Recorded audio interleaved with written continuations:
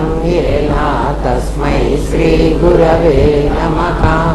सदाशिवसमारम्भां शङ्कराचार्यमध्यमाम् अस्मदाचार्यपर्यन्तां वन्दे गुरुपरम्पराम्। गुरुब्रह्मा गुरुर्विष्णु गुरुदेवो महेश्वरः गुरुसाक्षात् परब्रह्मा तस्मै श्रीगुरवे नमः।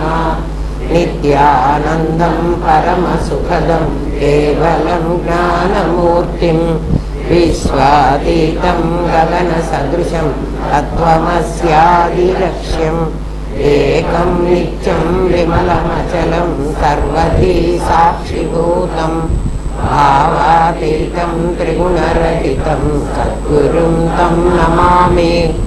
ॐ सहना भवतु सहनौ भुनक्तु सह वीर्यं करवावहै तेजस्विनावधीतमस्तु मा विद्विषावहै। ॐ शान्ति शान्ति शान्तिः।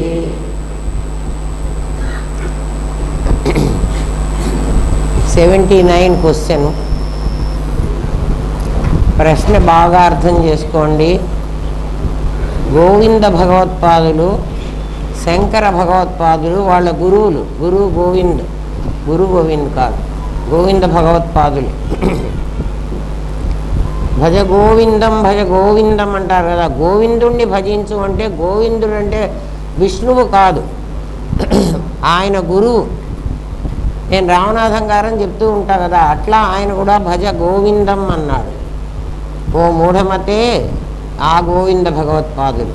ఏమ్మా ఆ గోవింద భగవత్పాదులు అంటే ఇంకా ఆయనకు ముందు గౌడపాదాచార్యులు వారి గురువు గారు. గురు పరంపరలో శంకరుడు గురు పరంపర, మన శంకరాచార్య పరంపరలో వాళ్ళం కదా. గౌడపాదాచార్యులు ఆయన గురువు గోవింద భగవత్పాదులు, ఆయన శిష్యుడు శంకర భగవత్పాదులు. ఇంకా మనం అస్మదాచార్య పర్యంతం వాళ్ళందరికీ శంకరుడనే పేరు పెడతాం. ఎందుకంటే ఎవరు అద్వైత సిద్ధాంతాన్ని ఫాలో అవుతారో వాళ్ళందరూ శంకర భగవత్పాదులే. అంటే రామనాథం గారు కూడా శంకర భగవత్పాదులే, లక్ష్మీ నరసింహమూర్తి గారు కూడా శంకర భగవత్పాదులు. అట్లా మీరు అర్థం చేసుకోవాలి. ఆ గోవింద భగవత్పాదులు ఏమన్నారంటే, నా నిరోధో నచోత్పత్తి నా బద్ధో నచ సాధక అన్నారు. నా నిరోధో నచ ఉత్పత్తి, నాయన మరణం అనేది అసలు లేదు. నా ఉత్పత్తి కూడా లేదు. నా నిరోధో నచోత్పత్తి నా బద్ధో, ఎవడు బంధింపబడ్డవాడెవడూ లేడు. నచ సాధక, సాధన చేయవలసిన వాడెవడు కూడా లేడన్నాడు. అంటే ఏం చెయ్యక్కర్లేదు, నువ్వు వాడు ఉన్నవాడి ఉన్నట్టుగా ఉంటే నువ్వే పరమాత్మవి, నువ్వు ఇంకేం చెయ్యొద్దు అన్నాడు. ఆయన చెప్పిన మాట అది. ఏమ్మా చావు పుట్టుక లేదన్నారు. వారి మాట వింటే నిరోధ లేదు, ఉత్పత్తి లేదు, సాధన చెయ్యవలసిన పని లేదు. అంటే సాధన చేసి సాధించవలసింది లేదు. ఆల్రెడీ నువ్వు అదే అయి ఉన్నావు, అందుకని నువ్వు ఇవన్నీ చెయ్యక్కర్లేదు అన్నారు. ఎవరు? గోవింద భగవత్పాదులు. ఆయన శిష్యులైన శంకర భగవత్పాదులు ఏమన్నారంటే, కర్మ వలన జన్మ వస్తుంది, ఆయనేమో జన్మ లేదన్నాడు. నా నిరోధో నచ ఉత్పత్తి అన్నాడు. ఉత్పత్తి అంటే పుట్టుక, జన్మ. శంకర భగవత్పాదులు ఏమన్నారు? కర్మ వల్ల జన్మ వస్తుంది కదా, జన్మించి కర్మ చేస్తున్నావు. కర్మ వల్ల నీకు జన్మ వచ్చింది, నువ్వు పుట్టిన తర్వాత మళ్ళీ కర్మ చేస్తున్నావు అని చెప్పారు. సరే, వీళ్ళిద్దరూ ఈ మాట అంటే ఈయన జన్మ ఉంది కర్మ ఉంది అని చెప్పాడు శంకర భగవత్పాదు. గురువు గారేమో పుట్టుక లేదు సాగు లేదన్నాడు. జన్మ ఉంది అంటే పుట్టుక ఉందనే కదా. గురువుగారు ఒక మాట చెప్పారు, శిష్యులు గారు ఇంకో మాట చెప్పారు. అంటే రెండు పరస్పర విరుద్ధంగా ఉన్నాయి. అందుకు మీరు జాగ్రత్తగా గమనించమంటున్నా. పోనీ భగవద్గీత దగ్గరికి వెళదాం. భగవద్గీత ఏం చెప్పిందో అది చూద్దామంటే, నత్వేవాహం జాతునాసం నత్వం నేమే జనాధిప. నాయన నేను పుట్టలేదు, నువ్వు పుట్టలేదు, నువ్వు నేను పుట్టలేదంటే అర్థం ఉంది. కృష్ణుడు చెప్తున్నాడు ఈ రాజులందరూ కూడా పుట్టలేదు పొమ్మన్నాడు. అంటే ఈయనేం చెప్తున్నాడు? గోవింద భగవత్పాదుల మాట చెబుతున్నాడు. ఎవరు? కృష్ణ పరమాత్మ. ఏమ్మా సరే అర్జున, నీవు నేను మాత్రమే కాదు, ఈ రాజులందరూ కూడా చావరు, అంటే పుట్టలేదు కాబట్టి చావరు అని చెప్పాడు.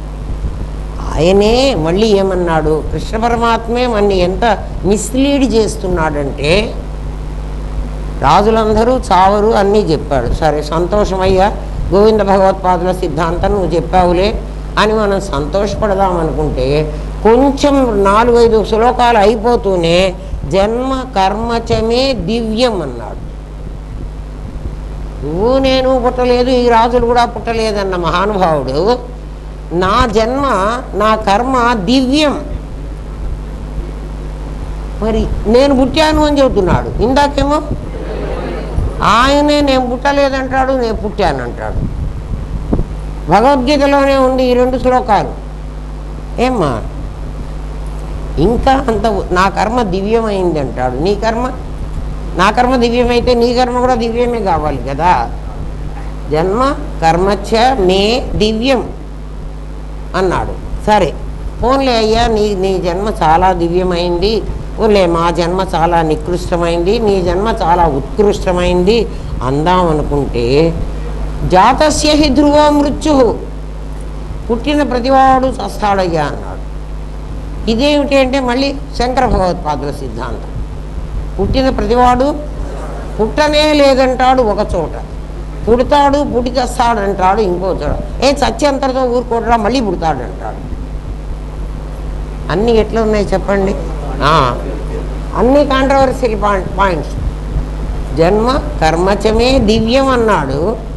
ఫోన్లే సరే నాయన, దివ్యమైనటువంటి కర్మ నీది, దివ్యమైనటువంటి జన్మ నీది అని అనుకుందామంటే జాతస్య హి ధ్రువో మృత్యు, ఒరే నాయన ఎవడు పుట్టాడో వాడు ఖచ్చితంగా చస్తాడరా. ఏమ్మా సరే చచ్చావయ్యా, ఇంకా అయిపోయింది కదా, ఇంక పీడా పోయింది అనుకుంటే మళ్ళీ ఏం చేస్తావు? చచ్చినవాడు మళ్ళీ పుడతాడు అన్నాడు. ఎవరి మాట నమ్మాలి? శిష్యుడు అడుగుతున్నాడు, అయ్యా మీరే ఇన్ని రకాలుగా చెప్తుంటే, పైగా ఎవడో మంచివాడు ఒక మాట చెప్పి ఓ పనికి మాలిన వాడు ఇంకో మాట చెప్పాడంటే ఎవరే వాడు పనికి మాలిన వాడు కాబట్టి వాడు చెప్పాడు అట్లా కదా, ఈయన చెప్పింది ఇంత దివ్యం కదా అని అనుకోవచ్చు. మేము ఎవరిని మేము శ్రేష్ఠుడు అనుకుంటున్నామో గీతాచార్యుడు అన్నారు. గీతాచార్యుడు అంటే నా గీతనే మార్చేవాడు. ఎవడి చేతిలో భగవద్గీత ఉంటుందో వాడి గీత మారిపోతుంది. ఎవడి చేతిలో భగవద్గీత ఉంటుందో వాడి గీత మారిపోతుంది. ఎందుకంటే ఆ చెప్పిన వాడెవడా అంటే భగవంతుడే సాక్షాత్ చెప్పాడు. ఎక్కడా కూడా కృష్ణుడు చెప్పాడు అన్న మాట అనరు. ఏమంటారు? భగవానువాచ, అర్జున ఉవాచ అంటారు, కానీ భగవానువాచ అనే అంటున్నారు. అంటే భగవానే మాట్లాడుతున్నాడు. భగవద్గీత భగవానే చెప్పాడు. విష్ణు సహస్రనామం నరుడు చెప్పాడు, భీష్ముడు చెప్పాడు విష్ణు సహస్రనామం. ఇది నారాయణుడు చెప్పాడు. కాబట్టి నరుడు చెప్పిన దానికంటే నారాయణుడు చెప్పింది గ్రేట్ కాదండి, నరుడు చెప్పింది కూడా గ్రేటే. ఎందుకని? నారాయణుడి ఎదుట చెప్పాడు. నరుడు నారాయణుడి ఎదుట చెప్పాడు. వాడు ఎదుట చెప్తుంటే తప్పు చెప్తే వాడు వెంటనే కరెక్ట్ చేస్తాడు కదా. ఎక్కడా కూడా విష్ణు సహస్రనామంలో మధ్యలో మరి కృష్ణుడు కరెక్ట్ చేసినట్టు మనకు లేదు. చెప్పమంటే చెప్పాడు. ఆ చెప్తున్న దాంట్లో ఏదైనా ఒక చిన్న పొరపాటు ఉంటే దాన్ని సవరించినట్లుగా ఎక్కడా కూడా లేదు కదా. కాబట్టి ఇది మిమ్మల్ని ఏది నమ్మమంటారు? నాకు ఇది పెద్ద సమస్య అయిపోయింది అంటున్నాడు శిష్యుడు. నా అనుభవంలో ధన సంపాదన కంటే మరణమే పెద్ద సమస్య కదా. డబ్బులు సంపాదించడం చాలా ఈజీ కదా. మరణాన్ని పోగొట్టుకోవడం, మరణం లేదనుకోవడం ప్రతివాడికి చావకూడదనే ఉంటుంది. కానీ ఇన్విటబుల్ అయిపోయింది, ఖచ్చితంగా చస్తున్నాం మనం.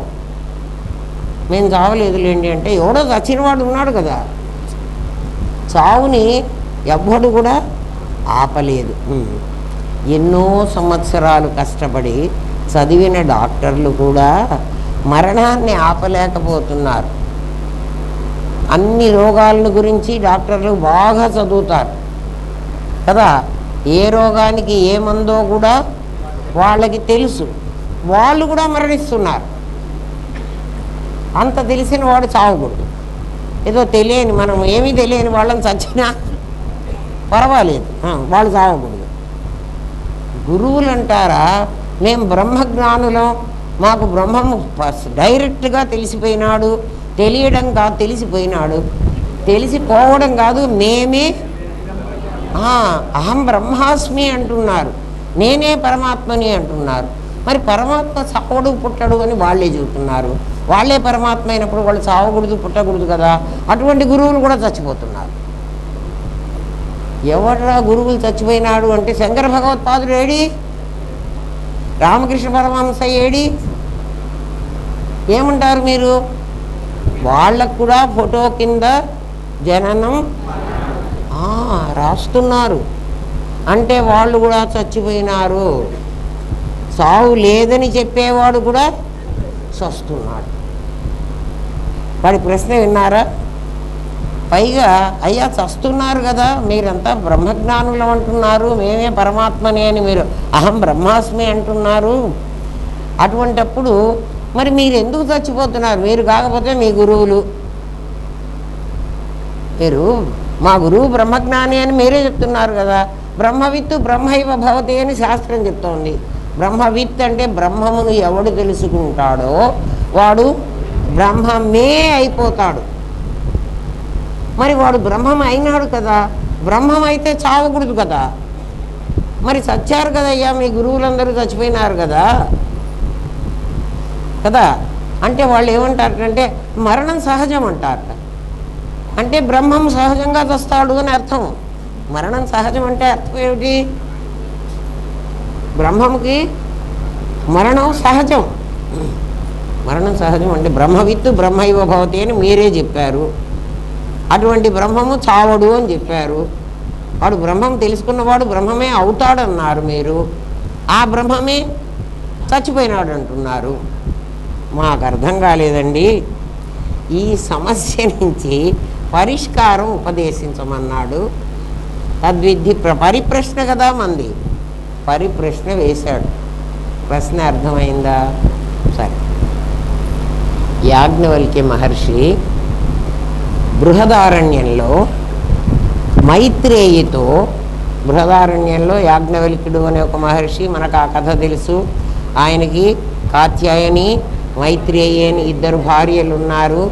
మరి ఆ మహర్షికి నిజంగా ఇద్దరు భార్యలు ఉన్నారో లేకపోతే ఒక భార్య భౌతికమైనటువంటి సంపదనే కోరుకుందేమో, ఒక భార్య ఆధ్యాత్మిక సంపదని కోరుకుందేమో. సిద్ధి బుద్ధిలాగా వినాయకుడికి సిద్ధి బుద్ధి ఇద్దరు భార్యలు ఉన్నారు. అసలు వినాయకుడికి పెళ్ళే కాలేదు. అసలు వినాయకుడు ఒక బొమ్మ. మీరే చెప్తున్నారు. పార్వతీదేవి ఏం చేసింది? నలుగు పిండితో ఒక బొమ్మను చేసింది. దానికి ఆమె ప్రాణం పోసిందిట. చూడండి, అందుకే ఆమె పేరు ఏమని పేరు పెట్టారంటే ప్రాణద, ప్రాణ విగ్రహ.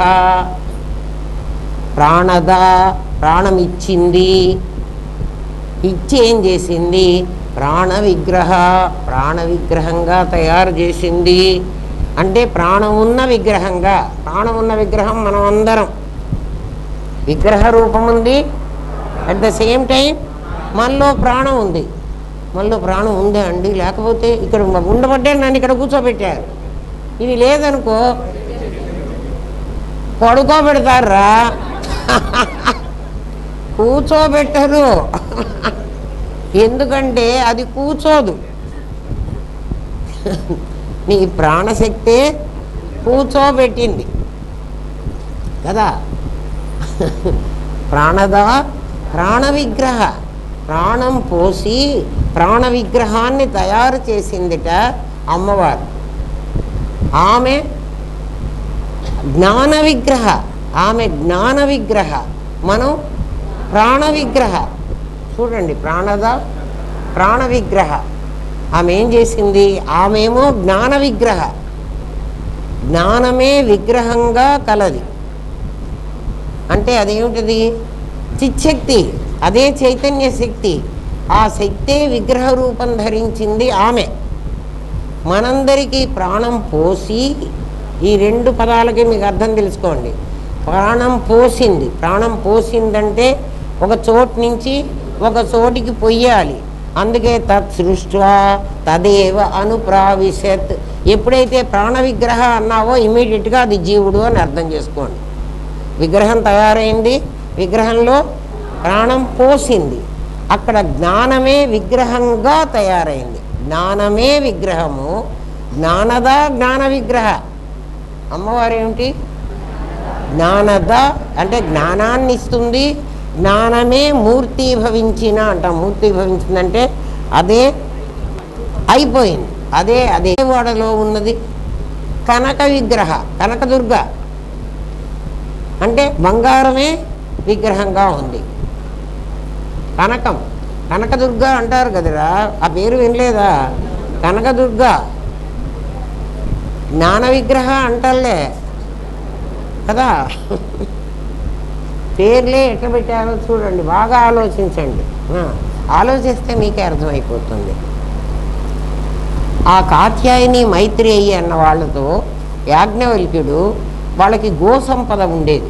ఈ ఆవులన్నీ మీరిద్దరూ ఈక్వల్గా డిస్ట్రిబ్యూట్ చేసుకోండి, ఇద్దరు భార్యలు కదా, మీరిద్దరూ చెరికాస్తా తీసుకోండి, గోసంపదే ఉండేది. ఆ రోజుల్లో భూమి, ఆవులు, భూమి ఉండేది దున్ని పండించుకోవడానికి. అవి ఆ భూమిని దున్నడానికి దానికి గోసంపద, ఎద్దులు, ఆవులు ఇవే ఉండేవి, బర్రెలు లేవు కదా. చెప్తే కాత్యాయని హ్యాపీగా సంతోషంగా ఉంది. ఎందుకంటే ఇంకా ఇవాళ నుంచి అంతా ఆస్తి అంతా నా చేతిలోకే వస్తుంది, నా ఇష్టం వచ్చినట్టు నేను ఖర్చు పెట్టుకోవచ్చు, ఈ యాజ్ఞవల్క్యుడిని అడగాల్సిన పని లేదు, వాడు అడవికి పోతానంటే పోనీ అని అనుకుంది ఆమె.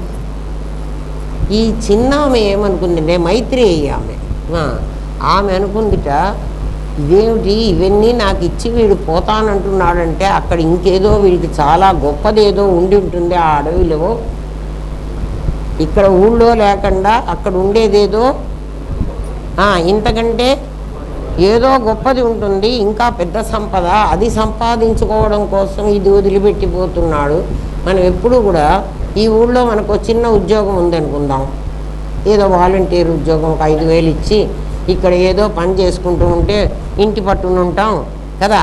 మన ఇంట్లో మనం అన్నం తింటాం, మన ఇరుగు పొరుగు ఒక 50 ఇళ్ళ వాళ్ళని కనుక్కొని వాళ్ళకి ఏదో ఓసారి పోయి మీరు ఎట్లా ఉన్నారు, మీ బయోడేటా అంతా కనుక్కొని వస్తే ఏముంది మన ఇంట్లో మనం పని చేసుకోవచ్చు, ఏదో జీతం 5,000 వస్తే చాలే అనుకుంటాం కదా.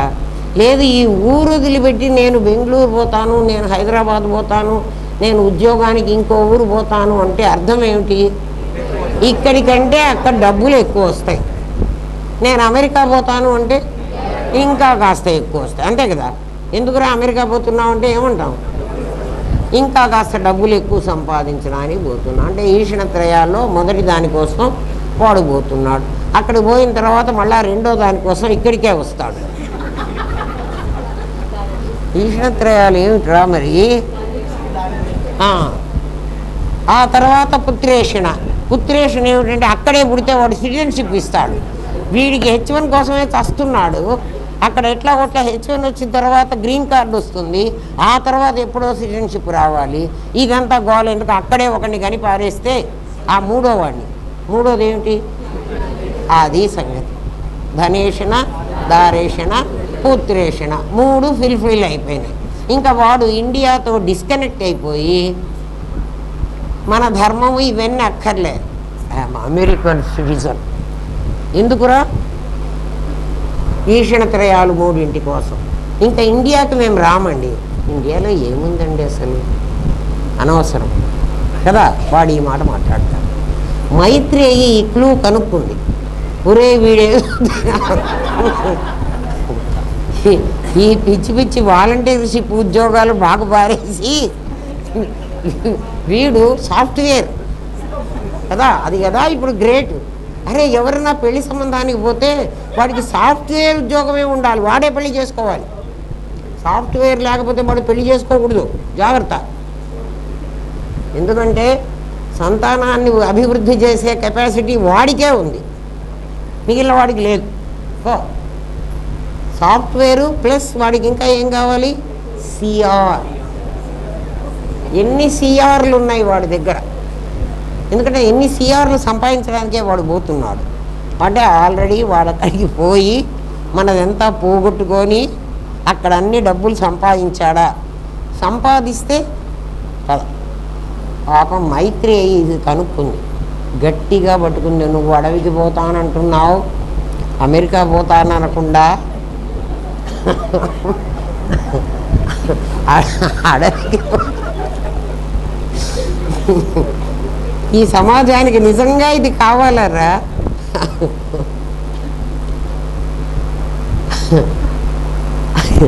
అక్కడికి పోయి నువ్వేం సంపాదించాలనుకున్నావు అని అడిగింది. అంటే నేను ఆత్మ అనేది ఒకటి ఉంటుందిట, అది సంపాదించడానికి నేను వెళుతున్నాను అన్నాడు.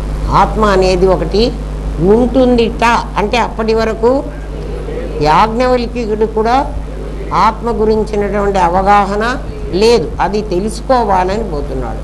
మైత్రేయి వెంటనే అడుగుతుంది, ఆత్మ అడవిలో ఉంటుందా? నువ్వు అడవికి పోతున్నావు కదా, ఆత్మ ఎక్కడ ఉంటుంది, అడవిలో ఉంటుందా అని అడిగిందిట. ఒరే ఈమెకి కాస్త ఇంట్రెస్ట్ ఉంది, అంటే ఆత్మ ఎక్కడుందో తెలుసుకోవాలని కోరిక ఉందిరా అని అనుకుని, ఆత్మ వారే ద్రష్టవ్యో, మొట్టమొదట ఆత్మని చూడు మైత్రేయి, ద్రష్టవ్యో చూడు. చూడు అంటే నా దగ్గర ఉన్నదాన్నే నేను చూడగలను, దూరంగా ఉన్నదాన్ని నేను చూడలేను. అంటే ఆత్మ ఎక్కడ ఉందని చెప్పాడు, ఆత్మ నీ దగ్గరే ఉంది. కాబట్టి అడవికి పోయి ఆత్మని చూడక్కర్లే, ద్రష్టవ్యో. ఆ ద్రష్టవ్యో అయిన తర్వాత ఆత్మ నీ లోపల ఉంది అనేటువంటి భావన నీకు కలిగిన తర్వాత శ్రోతవ్యో, దాన్ని గురించి విను. ఏం వినమంటావు, ఈ ఆత్మ బయట ఉందా లోపలుందా, లోపలికి ఎట్టా దూరింది, నా శరీరంలో ఎక్కడ కన్నాలు లేవే అది లోపలికి వెళ్ళడానికి, ఎక్కడి నుంచి అది లోపలికి వెళ్ళింది, ఇట్లాంటి విషయాలన్నీ విను. శ్రోతవ్యో, దాన్ని గురించి విను. విని దాన్ని గురించే విచారణ చేయి.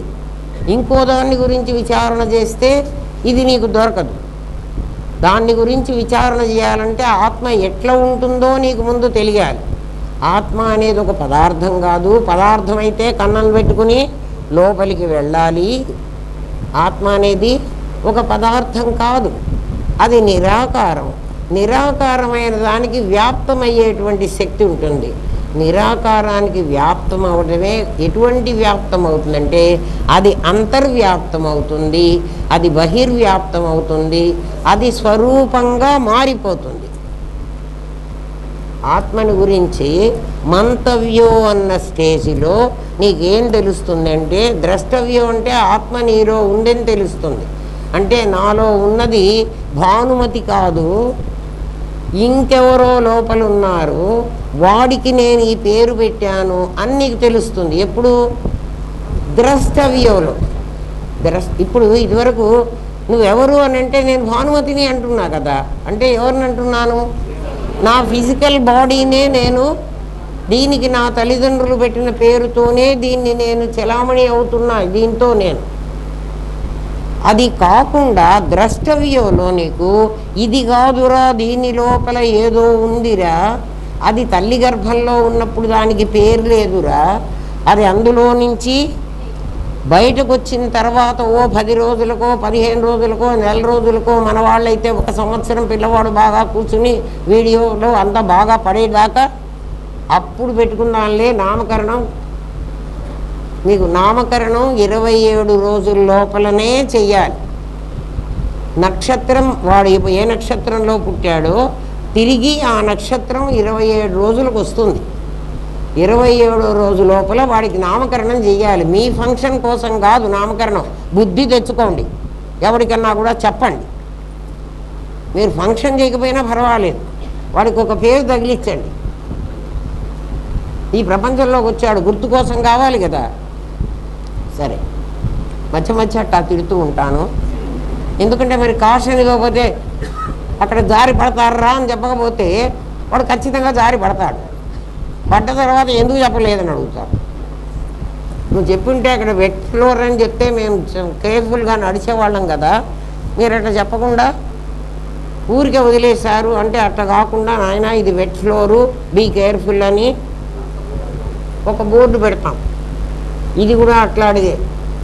నువ్వైతే అదంతా మానేసి నీ ఇష్టం వచ్చినట్టు నువ్వు చేసుకుంటున్నావు. అంటే నీ సొంతం సివిల్ కోడ్, క్రిమినల్ కోడ్ రాసుకున్నావు, నువ్వు రాసుకుంటున్నావు, దాన్ని నువ్వు ఫాలో అవుతున్నావు కదా. ఎవరి కోడ్ వాళ్ళు రాసుకుంటే ప్రపంచం ఏమైపోతుంది, తలకిందులైపోతుంది. కామన్ కోడ్ ఉండాలి నీకు నాకు అందరికీ. అట్లా కాకపోతే నాశనం. శ్రోతవ్యో, దాని గురించి వినరా నాయన. విన్న తర్వాత మంతవ్యో, మననం చెయ్యరా. మననం చేస్తే ఆత్మ అనేది బయటి నుంచి లోపలికి వెళ్ళలేదని, అది అంతటా ఉంటుందని. ఆ ఉన్నది ఏమవుతుంది, దానికి అంతర్వ్యాప్తి, బహిర్వ్యాప్తి, స్వరూప వ్యాప్తి అనే లక్షణాలు ఉన్నాయని కదా. అది ఒక చిన్న హోల్డర్లో కరెంట్ ఉందర్రా, ఒక చిన్న వైర్ తీసుకుపోయి దానికి తగిలించండి, అదేమవుతుంది, ఆ కాపర్ వైర్లోకి కష్టం అవుతుందా. అంతర్వ్యాప్తి, బహిర్వ్యాప్తి, స్వరూప వ్యాప్తి.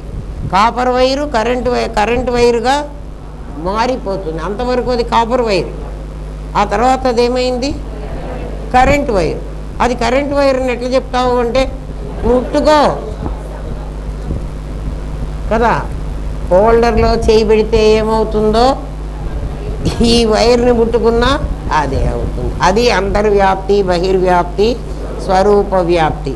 అట్లా వ్యాప్తి అవుతుందని ఎక్కడ తెలుస్తుంది, మంతవ్యంలో తెలుస్తుంది. సరేనండి, మరి నిధిధ్యాసతవ్యలో మమ్మల్ని ఏం చేయమంటారు అంటే, నిధిధ్యాసతవ్యలో నువ్వు డబ్బులు సంపాదించుకునే రోజుల్లో ఫస్ట్ నీకు అప్పులు తీరాలి. డబ్బు సంపాదించుకున్నా, నాకు అంతకుముందు చాలా అప్పులు ఉన్నాయి. నాకేం అప్పులు ఉన్నాయి, ఋషి రుణము, పితృరుణము, దేవరుణము అనే 3 అప్పులతో పుట్టాము. జగన్ గారు మన మీద 1,50,000 అప్పు పెట్టి పుట్టించాడు. వీడు పెట్టక ముందే మనం 3 అప్పులు మన ఎత్తి మీద ఉన్నాయి. అంటే ఇప్పుడు మనమంతా ఎట్లా ఉన్నామంటే అప్పులు నెత్తి మీద వేసుకొని ఉన్నాం. అంటే అప్పు నెత్తి మీద వేసుకున్నామంటే మనం ఏం చేయాలి, మనం దాన్ని తీర్చాలి. ఫస్ట్ డబ్బు సంపాదించిన వాడు ఏం చేస్తాడు, అప్పులు తీర్చుకుంటాడు. లేదంటే నేను బ్యాంకులో దాచిపెట్టుకుంటాను అంటే అప్పుల వాళ్ళు వస్తారు మన మీది. డబ్బులు సంపాదిస్తూ నేను బ్యాంకులో దాచుకుంటాను అంటే ఊరుకుంటారా? ముందేం చేయమంటారు, అప్పు తీర్చరా నాయన. తర్వాత మనకు అప్పు ఏమిటంటే ఇది నేనని అనుకోబట్టి, ఏది నేను అనుకున్నాను, ఈ శరీరమే నేను, ఈ పేరే నేను కాదు, లోపల నేనని ఇందాక అర్థమైంది కదా. ఇది నేను అని అనుకోబట్టి దీనికి సంబంధించిన దుఃఖాలు మనకి 3 ఉన్నాయి. అవి దీనికి సంబంధించినవి. దీనికి ధనం కావాలి, ధనం లేకపోతే దీనికి దుఃఖం. దీనికి భార్య లేకపోతే భార్యకు భర్త కావాలి, లేకపోతే ఫ్యామిలీ లేదు. అందుకని కాస్త డబ్బులు వచ్చేటప్పటికి వాడికి ఇంకా మీ అబ్బాయి జాబ్ చేస్తున్నాడు కదండి, మీరు పెళ్లి చేయొచ్చు కదా అని ఈ పక్కవాడు అడుగుతాడు. పక్కవాడికి ఏం బాధ ఉందో మా అబ్బాయి పెళ్ళికి. ఒకవేళ పక్కవాడు అడగలేదనుకో వీడే అడుగుతాడు, ఏం మీరేం పట్టించుకోవడం లేదే. నేను డబ్బు సంపాదిస్తున్నా కదా, నా చదువు అయిపోయింది కదా, ఇంకా మీరేంటి ఎట్టా సైలెంట్గా కూర్చున్నారు, వీడే అడుగుతాడు. ఇది వీడి బాధ. కాబట్టి వీడు ఇవన్నీ ముందు ఫుల్ఫిల్ చేసుకోవాలి, ఆ తర్వాత దీన్ని దాచిపెట్టుకోవాలి, అప్పుడు బ్యాంకులో పెట్టుకోవాలి. బ్యాంకులో ఎందుకు పెట్టుకుంటాడు అంటే వీడికి ఎప్పుడైనా అవసరం వస్తే, ఎప్పుడు అవసరం వస్తుంది వీడికి, మళ్ళీ జన్మలో అవసరం. ఈ జన్మలో ఆల్రెడీ అప్పులు తీర్చేశాడు కదా, అంటే మళ్ళీ జన్మ అనేది నాకుంది. ఎందుకుంది అంటే వీడి మూడుతోనే ఉన్నాడు కదా, లోపల ఉన్న ఆత్మని గురించి వీడు తెలుసుకోలే. ఎప్పటి వరకు నువ్వు తెలుసుకోవో అప్పటి వరకు నీకు జన్మలు తప్పవు. ఎందుకని అంటే తెలుసుకోకపోతే నువ్వు ఇదే నేను అని అనుకుంటే దీనికి చాలా కోరికలు ఉన్నాయి. ఏం కోరికలు ఉన్నాయంటే ముందే చెప్పా, రాగస్వరూప పాషాఢ్య. అమ్మవారు ఏం చేసిందంటే మనం ఎక్కడ తప్పించుకుని పారిపోతామోనని వాటిని మీరు చూడండి. ఒక పేపర్తో మనం బొమ్మలు చేసామనుకోండి, పేపర్తో బొమ్మలు చేసాం, పేపర్లు ఏం చేస్తాయి, గాలికి ఎగిరిపోతాయి. అందుకని ఆ పేపర్ బొమ్మలని ఒక బొమ్మ చేసి ఇంకో బొమ్మ చేసే లోపల దీనికి ఒక వెయిట్ పెడతాం. ఎందుకు వెయిట్ పెట్టాం, అది ఎగిరిపోకుండా. అమ్మవారు కూడా మన బొమ్మలన్నీ తయారు చేసి తాళ్లతో కట్టేసిందిట. ఏమిట్రా ఆ తాళ్ళు అంటే రాగస్వరూప పాషాఢ్య. అస్సలు లలితా సహస్రనామంలో రోజు 2 నామాలు తీసుకుని దాని అర్థం మీరు దాన్ని స్టడీ చేయండి, మీకు మొత్తం బ్రహ్మ విద్య తెలిసిపోతుంది. రోజు 2 నామాలు చాలు. 1000 నామాలు అయ్యేటప్పటికీ మీకు 500 రోజులు అవుతాయి, అంతేనా? 2 నామాలకు అర్థం తెలుసుకోండి రోజు, అదేం పెద్ద కష్టం కాదు. దాన్ని గురించే రోజంతా ఆలోచించండి, అమ్మవారి లోపల నుంచే మీకు సమాధానం చెబుతుంది. రాగస్వరూప పాషాఢ్య. ఆఢ్య కప్పిందిట, అంటే కప్పిందంటే కప్పితే మనం లోపల ఏం కనపడకుండా, నేను ఇప్పుడు ఒక ముసుగు కప్పుకున్నాను అనుకోండి, నేను కనపడకుండా కప్పుకుంటా. తాళ్లతో అట్లా కనపడకుండా కప్పింది అన్నారు. అంటే తాళ్లతో ఏం చేసింది, వాడిని కట్టేసింది. తాడుతో కట్టేసింది అంటే నా మొత్తం కనపడతా, నాకై నేను బయటికి పోలేను. కానీ ఆమె ఏం చేసింది, ఆఢ్య అన్నాడు. రాగస్వరూప పాస ఆఢ్య. ఆఢ్య అంటే కప్పేసింది. ఏం కప్పిందిరా అంటే తాళ్లతో కప్పేసింది. తాళ్లతో కప్పేయాలంటే నా శరీర భాగం ఏమీ కనపడకుండా తాడు బయటపడడానికి వీల్లేదు కదా. అమ్మవారు ఆ పని చేసింది. అందుకే ఆమె చేతిలో తాడు పెట్టుకొని ఉంటుంది, మీరు గమనించారో లేదో. ఒక చేతిలో తాడు ఇట్లా మెలిక తిరిగి ఉంటుంది, ఒక తాడు, మీరు చూడండి. అట్లా కట్టేసిందిట మన అందరినీ. ఏం కట్టేసిందంటే మనకై మనం ఆ కట్లు తెంచుకోక్కర్లేదుట. లోపలున్న నేను గ్రహిస్తే కట్లు వాటికేవి ఊడిపోతాయి. ఎట్లా ఊడిపోతాయంటే బ్రహ్మరాక్షసుడికి ఒక ప్రశ్నకు గనక సమాధానం తెలిస్తే అంటే వాడెవడో చెప్తే, బ్రహ్మరాక్షసుడు ప్రశ్నలు అడుగుతూ ఉంటాడు, వాడు బ్రహ్మరాక్షసుడే గెలిచాడనుకో ఆ మనిషిని వీడు మింగేస్తాడు. వాడు వీడి సమాధానం చెప్పాడనుకో 10 రోజులు ఏడుస్తారు. ఎవడైనా మొట్టమొదటిలో ఆ రోజు అందరూ ఏడుస్తారు, తర్వాత 10 రోజులు ఏడుస్తారు. ఆ 10 రోజులు అయిపోయిన తర్వాత మండలం అన్నీ అయిపోతుంది కదా. ఆ అయిపోయిన తర్వాత మళ్ళీ సంవత్సరానికి ఒకసారి ఏడుస్తారు, లేకపోతే 2 మాసాలు ఏడుస్తారు. ఆ తర్వాత ఇంకేం లేదు. ఎందుకమ్మా పిల్లవాడు చిన్నగానే ఉన్నాడు, వాడికి ఇంకో పెళ్లి చేయొచ్చు కదా అని మళ్ళీ వెంటనే పిల్లనిస్తారు. వీడు పెళ్లి చేసుకొని ఊరేగుతాడు. ఏ ఇల్లు కావాలని నీవు అనుకుంటున్నావో ఆ ఇంట్లో నిన్ను ఉంచుతారా? ఎవడు ఉంచడు. నీవు ఇది సొంత ఇల్లు అని అనుకుంటున్నావు, నేను ఇది అద్దె ఇంట్లో ఉన్నానని అనుకుంటున్నాను. అంతకంటే ఏంటి, అద్దె ఇంట్లో ఉంటే ఓనర్ ఇంకొకడు. ఇల్లు నాది కాదు, నేను ఉంటున్నాను. అట్లా నేను ఉంటున్నానని తెలుసుకోవాలి. ఇక్కడ ఈ శరీరంలో కదా. అందుకే నీ పేరు ఏం పెట్టారో చూసిన, గృహస్థు అన్నారు. కానీ గృహం అంటే నిన్ను గృహస్థు అంటే ఆ గృహంలో ఉండేవాడు. గృహం నీవా?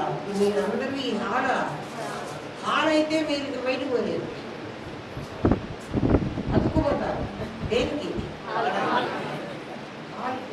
అట్లా అతుక్కుపోతాం. మీరు రాను కూడా వాము అక్కడికి అదే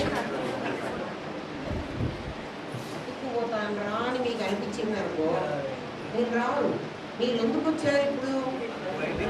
గంటన్నర అయిన తర్వాత ఈమె మమ్మల్ని వదులుతుంది, దయ్యం పట్టదు అనుకున్నప్పుడే ఇక్కడికి వస్తారు. దయ్యం బట్టి ఇక్కడే మిమ్మల్ని అతకబెడుతుంది అంటే, అందుకే మేము గేట్ దాటంగానే మా థాట్స్ పోగొట్టున్నాం కదా. అట్లనే పెట్టుకుంటుంది. మీరు ఇక్కడే కూర్చుంటారు. మనం ఎప్పుడో ఒకరోజు క్లాస్లో పాఠం అయిపోయిన తర్వాత ఇక మీరు లేవలే, ఇంట్లో బాలకి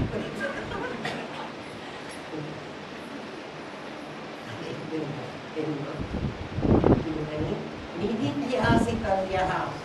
నీకు అదంతా నీ సొంతమైన తర్వాత మిగిలింది బ్యాంకులో పెట్టు. బ్యాంకులో పెట్టుకుంటే ఇంకెప్పుడైనా నువ్వు వాడుకోవడానికి కనిపిస్తుంది. ఎప్పుడైనా ఎప్పుడు వాడుకోవాలంటే ఎవరికి డబ్బులు లేవో వాడికి ఖర్చు పెట్టడానికి. ఇక్కడ డబ్బులు ఎవరికి ఖర్చు పెట్టడానికి, ఎవరికి నేను ఆత్మనని తెలియలేదో వాడికి చెప్పడానికి నీకు అప్పుడు అధికారం. ఆత్మవారే శ్రోతవ్యో మంతవ్యో నిధిధ్యాసితవ్య. ఆ థర్డ్ ఇయర్ డిగ్రీ కోర్స్ అవ్వకపోతే నీకు మేము డిగ్రీ ఇవ్వం, బ్రాకెట్లో పెట్టుకో కదా. ఎంబీబీఎస్ కోర్సులో చేస్తే ఏం చేస్తారు? డాక్టర్ అంటారు అప్పుడే అడుగు నీకు ఎంబీబీఎస్ అని బ్రాకెట్లో పెడతారు. ఎప్పుడు నీకు తీసేస్తారు? ఇది తీసేసినప్పుడు ఇక్కడ డిఆర్ అని. అంతవరకు అది రావు. అది రావాలంటే నేను కోర్సులో చేరినప్పటి నుంచి 5 సంవత్సరాలు గడవాలి కదా. తర్వాత కూడా హౌస్ సర్జన్ అంటారు, కానీ నన్ను డాక్టర్ నన్ను అర్థమైందా? ఇక్కడ నీకు కూడా నన్ను ఎవరు అడుగుతారు కదా, అమ్మ ఇన్నేళ్ల బట్టి మేము వింటున్నాం, మాకేం రా. ఇన్నేళ్ల బట్టి విన్నా నీకు నిధిధ్యాసితవ్యం వరకు నీకు రాదు. అయితే మా స్త్రీలు రాలేదా? మీకు వచ్చింది అప్పులు తీరేంత వరకు. బ్యాంకులో పెట్టుకుంటే అంత డబ్బులు ఇస్తారా? అర్థమైందా? అప్పు తీరిన తర్వాత బ్యాంకులో పెట్టుకున్నా. బ్యాంకులో పెట్టుకున్న తర్వాత ఎప్పుడు ఎవరికి కావాలన్నా ఆ డబ్బు పనికి వస్తుంది. లేకపోతే పనికి రాకంటే లేదు, నిల్వ చేసుకోకపోతే రాలేదు. నిధిధ్యాసితవ్య. ఆత్మను చూడు, ముందు ఆత్మను గుర్తించు. పంచకోశ విచారణ చేసి పంచకోశాలు నేను కాదని, నేను ఆ లోపల ఉన్నవాణ్ణి అని ముందు తెలుసుకో. తర్వాత గురుముఖత ఆత్మ లక్షణాలను వినాలి. మంతవ్యో మననం చెయ్యాలి. నిధిధ్యాసితవ్య. సంపాదించిన ధనాన్ని బ్యాంకులో దాచిపెట్టినట్టు నిధిధ్యాసన చేస్తే నీ సమస్య పరిష్కారం అవుతుంది. నీ సమస్య ఏమిటి? మరణం. సమస్య మర్చిపోవటం కదా. ప్రతివాడికి డబ్బు సంపాదించడం సమస్య కాదు కదా. ఆరోగ్యం నిలుపుకోవడం సమస్య కాదు. యోగా చేయడం సమస్య కాదు. ఏమన్నా చేసుకోని ఇష్టం కదా. తిండి తినడం సమస్య కాదు. మరణం మాత్రం సమస్య. జాగ్రత్తగా ఏ పనైనా ఆలోచించి చేస్తే ఈసారి కుదరకపోయినా మొదటిసారి క్రమంగా కుదురుతుంది. ఒక రోజు వచ్చేది కాదు. గురువు తన అనుభవాన్ని శిష్యుడికి చెప్తారు. గురువుగారు అదే చెప్పారమ్మా, నీకెట్లా తెలిసిందో అట్లా చెప్పుకోవాలి. వాళ్ళకు కూడా అదే తెలియాలి కదా. సినిమాకి మీరు అందరూ వెళ్ళారు. నిన్న సినిమాకి వెళ్ళినప్పుడు కొత్త అనుభవం మీకు తెలిసింది. అది మీకు ఇంతకుముందు కూడా తెలిసింది. కానీ అది అదేనని గుర్తించరు. అది గుర్తించడం అంటే తెలుసుకోవడం వేరు, గుర్తించడం వేరు. అది తెలుసుకోవడం అది అనుభవించారు, బట్ మీకు తెలియదు. అందరూ అనుభవించారు కదా. సినిమాకి వెళ్ళి ఇప్పుడు కూడా చూడండి, సినిమా అయిపోగానే ఇంకా ఎవ్వరు మాట్లాడరు. ఎప్పుడు మాట్లాడతారు? తర్వాత కారు ఎక్కాక మాట్లాడతారు, రిక్షా ఆటో ఎక్కాక. సినిమా హాల్ నుంచి బయటకు వచ్చేప్పుడు మాత్రం అందరూ గమనించండి. గురువు ఎప్పుడైతే వారి అనుభవం చెప్పారో దాన్ని ఆగమము అంటారు. శాస్త్రము నిగమము. ఆ రెండింటినీ కలుపుకుంటూ నీకే నీవే అనుభవించాలి. బ్రహ్మ విద్యను ఎవరో చెప్తారు, మరి చెప్తున్నారు కదండి అంటే వాడు అనుభవించిన విధాన్ని నీకు చెప్తాడు, కానీ అనుభవం నీకే రావాలి. ఎంతసేపు పంచదార గురించి వర్ణిస్తే పంచదార యొక్క తీపిదనం నీకు తెలియాలి. డాక్టర్ గారికి టైఫాయిడ్ గురించి తెలుసు, కానీ టైఫాయిడ్ రోగికి మాత్రమే టైఫాయిడ్ అనుభవం తెలుస్తుంది. డాక్టర్ గారికి అనుభవం తెలియదు. డాక్టర్ గారికి ఏం తెలుసు? రోగ లక్షణం తెలుసు, రోగ నివారణ తెలుసు, ఎందుకంటే ఆయన చదువుకున్నాడు. అనుభవంలో అంటే రోగం వచ్చినప్పుడు వాడికి నొప్పి ఎట్లా ఉంటుంది, ఎవరి నొప్పి ఎట్లా ఉంటుందో ఎవరికి తెలియాలి? వాడికే తెలియాలి. ఇంకోటికి చెప్పడానికి అది వీలు కాదు. అనుభవం ఎప్పుడూ కూడా తనకు తాను అనుభవించాలి. అట్లా ఆత్మానుభవం కూడా ఉపన్యాసాలు దంచేది కాదు. మరి ఉపన్యాసాలు ఎందుకండి కూర్చోబెట్టి చదువుతున్నారు మీరు అంటే, ఇది చెప్పకపోతే ఇది ప్రకాశం, విమర్శ నీ దగ్గరికి రావాలి. ఇది శబ్దం, అర్థం నీవు స్ఫురించాలి. కాబట్టి నీ స్ఫురణ, నీ స్ఫురించేదాన్ని పట్టుకుంది.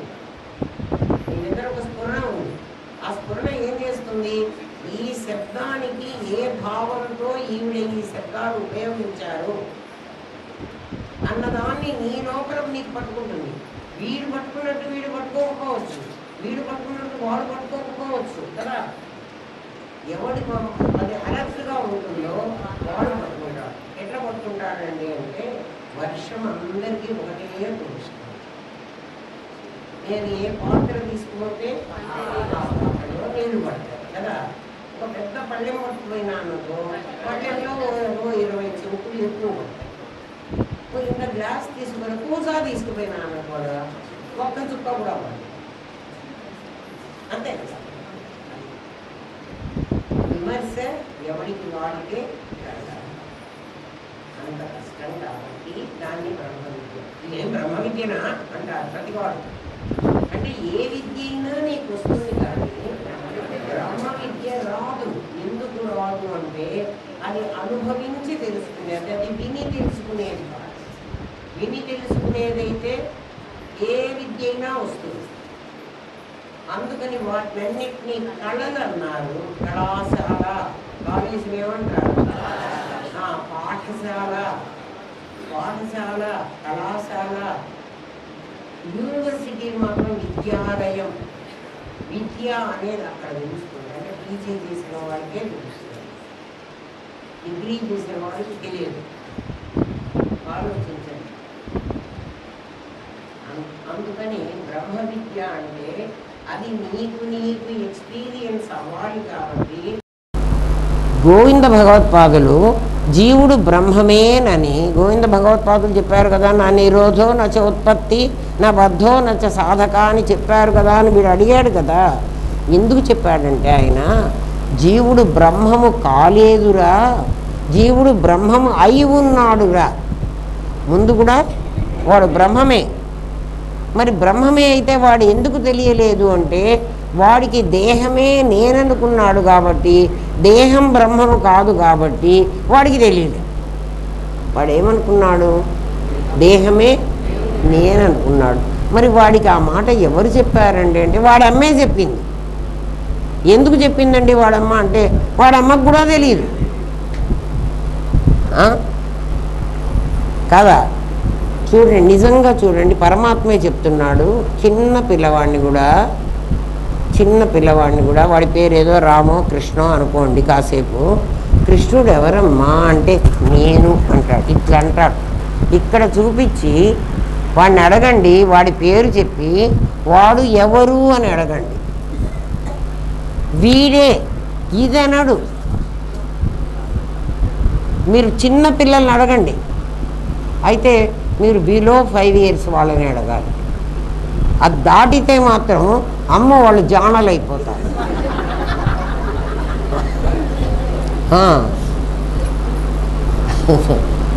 మీరు అందరం కూడా ఏరా ఇక్కడ రా అన్నా అనుకో, నేనేనా నన్నేనా రమ్మంటున్నది అని అడుగుతావా లేదా? నేను ఎక్కడున్నాను? ఈశ్వర సర్వదేహానాం హృద్దేశే అర్జున తిష్టతి. మరి మనం ఏమనుకుంటున్నాం? నా దేహంలోనే తిష్టతి, దీన్ని నాదిని నేనంటున్నావు. నాదిని నేనంటున్నావా అంటలేదా? మరి నాదిని నేనంటే ఇది నేను అనాలి. ఇది నాది కదా, ఇది కూడా నాది కదా, ఇది కూడా నాది కదా. మరి ఏవిరా నేను అన్నప్పుడు ఇది అనొచ్చు కదా. నేను అంటే ఇక్కడెందుకు పెడుతున్నావురా చెయ్యి? బుద్ధి లేదా నీకు? ఏమంటున్నావు? నేను అంటే బుద్ధి చూపిస్తున్నావు అంటే నీకు తెలుసు. నీకు తెలుసు అంటే జీవుడు బ్రహ్మమేనని నీకు తెలుసు. మరి చెబుతున్నావు కదరా. నన్ను పిలిచారా అంటే ఇట్లా అనొచ్చు కదా. నన్ను పిలిచారా అని ఇక్కడే ఎందుకుంటున్నావు? నీకు తెలుసు అన్నమాట. అందుకని గోవింద భగవత్పాదులు ఏమన్నారు? ఒరే తెలిసి పొరపాటు పడుతున్నావు కాబట్టి నువ్వు కొత్తగా తెలుసుకోవాల్సింది ఏం లేదురా. నా నిరోధో నా చోత్పత్తి, నా బద్ధో నచ్చ సాధక. అర్థమైందా? అయితే గోవింద భగవత్పాదులు చెప్పిన మాట కరెక్ట్. మరి ఇందాక ఎందుకు కరెక్ట్ కాలేదు? నాకు క్వశ్చన్ ఎందుకు వచ్చింది అంటే ఇందాక నాకు నాదెవడో తెలియదు, ఇప్పుడు ఎందుకు తెలిసింది? శ్రోతవ్యో మంతవ్యో. అది సంగతి. అర్థమైందా? జీవుడుగా ఉన్నప్పుడు కూడా వాడు బ్రహ్మమేనని, పాముగా కనిపించినప్పుడు కూడా అది తాడేనని, ఏమా జీవుడుగా ప్రవర్తిస్తున్నప్పుడు కూడా వాడు బ్రహ్మమేనని, తాడు ఎప్పుడూ తాడేనని, జగత్తు పుట్టనే లేదని, పుట్టని జగత్తు చావదని నా నిరోధో నా చోత్పత్తి అన్నారు. అర్థమైంది కదా? ఇంకేం ఎక్స్ప్లెయిన్ చేయక్కర్లా. మసక చీకట్లో కనిపించి వెలుగులో మాయమయ్యేది పాము. మసక చీకటిలో కనిపించి వెలుగులో మాయమయ్యేది పాము. వెలుగులోనూ చీకట్లోనూ మారనిది తాడు. అలాగే అజ్ఞానంలో ఉనికి కలిగి జ్ఞానం కలగానే పోయేవాడు జీవుడు. కాబట్టి జీవుడు అసలు లేడు. ఎప్పుడు లేడు? జ్ఞానం కలిగితే లేడు కదా. ఎప్పుడు ఉన్నాడు? అజ్ఞానంలో ఉన్నాడు. అజ్ఞానము జ్ఞానం అంటే ఏమిటండి? అజ్ఞానము అంటే జ్ఞానం లేకపోవడం. అజ్ఞానం అనేది ఒక పదార్థం కాదు. అజ్ఞానం అంటే జ్ఞానం లేకపోవడం. జ్ఞానం అంటే జ్ఞానమే. అర్థమైందా? నీకు పాము ఎక్కడ కనిపించింది? చీకట్లో కనిపించింది. పాము అక్కడికి వచ్చి ఉన్నదా? పోనీ తాడు పాము అయిందా? తాడు పాము కాలే కదా. తాడు పాము కాలేదు, అసలు కాదు కూడా. చీకట్లో వెలుగులో కూడా ఉండేది తాడే. అట్లా చీకట్లో వెలుగులో కూడా ఉండేది బ్రహ్మమే. వాడు జీవుడుగా నీకు అజ్ఞానం వల్ల కనిపించాడు. అజ్ఞానం అంటే ఏమిటి? అజ్ఞానం అంటే లోపల ఉన్నవాణ్ణి నేను అని, ఆ లోపల ఉన్నది నేను అని నీకు తెలియకపోవడం అజ్ఞానం కదా. అది నే లోపల ఉన్నవాణ్ణి నేను అని తెలియకపోవడం ఒక అజ్ఞానం అయితే, పైన ఉన్నవాణ్ణి నేనని తెలియడం ఇంకొక అజ్ఞానం. అదేమిటండి? లోపల ఉన్నవాడిని తెలియకపోతే తెలియకపోయిందిరా. ఆ అజ్ఞానాన్ని మేము అలవ చేస్తాం. ఎందుకంటే అది లోపల ఉంది కాబట్టి. నువ్వు దాన్నే నేను ఇక్కడున్నాను అని మాట్లాడుతూ ఉండి కూడా ఈ ఇక్కడున్నవాడెవడో తెలియలేదు నీకు కాబట్టి కదా. కాబట్టి నీ అజ్ఞానాన్ని నేను అలవ చేస్తా. ఎందుకని? అరే పాపం వాడికి ఏం తెలుసు అని. నీ అజ్ఞానం ఇంకా వెర్రి తలలు వేసి ఈ బయట ఉన్నవాడిని వాడంటోంది.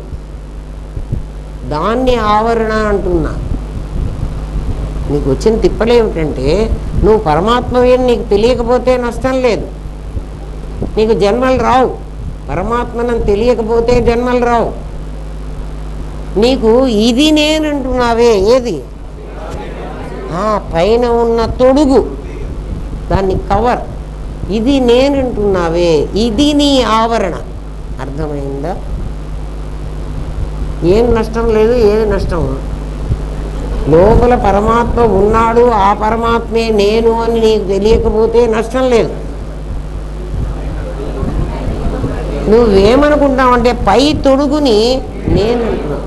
ఎట్లంటున్నావంటే నీకు అర్థమయ్యేట్టు చెప్తా చూడు కదా. అక్కడ ఉన్న వాళ్ళల్లో నా భార్య ఎర్రచీర కట్టుకొని ఉంది అక్కడ. ఏమ్మా, వీళ్ళందరికీ ఆమె నా భార్య అని తెలియదు. మీ అందరికీ ఆమె నా భార్య అని తెలియదు. లేకపోతే నా భార్యను పిలుచుకురంటారా అంటే వీడెవడో ఓలి పిలుచుకొస్తాడమ్మా, నిన్ను సార్ పిలుస్తున్నాడు పో అని. కానీ వీళ్ళెవరికి ఆమె తెలియదు. ఇప్పుడు నేనేం చెప్తానంటే ఆ ఎర్ర చీర కట్టుకున్న ఆమెను పిలుచుకురారా అని చెప్తా వీడికి. అంటే ఆమె ఇవాళ ఎర్ర చీర కట్టుకుంది, కానీ రోజు ఆమె ఎర్ర చీరే కట్టుకుంటుందా? ఆమె ఎర్ర చీర కట్టుకుంది వ్యవహార సత్యం. ఇప్పుడు వ్యవహరించడం అంటే ఇప్పుడు పని చెయ్యాలి. ఇప్పుడు పని చెయ్యాలి కాబట్టి ఆమెను నేను పిలిపించుకోవడమే నాకు ఇప్పుడు పని. అందుకని నేనేం చేస్తాను, ఆమె ఎవరో తెలియనప్పుడు అట్లా మనకి ఈ శరీరం వచ్చింది, అది తొడుగు అంటున్నాను కదా. నువ్వు బ్రహ్మమని నీకు తెలియకపోతే నష్టం లేదు. ఏది నష్టము అంటే ఈ శరీరాన్ని నాదిని అనవాకండి. ఇప్పుడు ఆవరణ దగ్గర ఉన్నాము కదా, అది నాదికే ఆవరణ. ఆవరణ ఏమిటి అంటే రాగస్వరూప పాషాఢ్య. అందుకోసం నీకు ఒక తొడుగు తగిలించాను కదా. ఆ తొడుగు నేను వ్యవహారం కోసం, మనందరికీ పేర్లు ఎందుకు పెట్టారా, నామకరణం ఎందుకు చేశారా? వ్యవహారం కోసం గుర్తించి ఆమెను ఎర్రచీర ఆమెను పిలుచుకరా అని నేను ఎట్లా అన్నాను, అట్లా గుర్తించడం కోసం వాడు రవి, వీడు భరత్, వాడు సిద్ధు, అంతే కదా. మరి అది నేనంటావురా, అదిరా మాకు ఇప్పుడు ప్రాబ్లం. మనం అందరం ఎందుకు కూర్చున్నామో తెలుసునా? మనం అందరం ఏం చేస్తున్నాం? బ్రహ్మంలో తెలుసుకోవద్దు. ఎందుకంటే తెలుసుకున్నా తెలుసుకోకపోయినా నువ్వు బ్రహ్మానివే.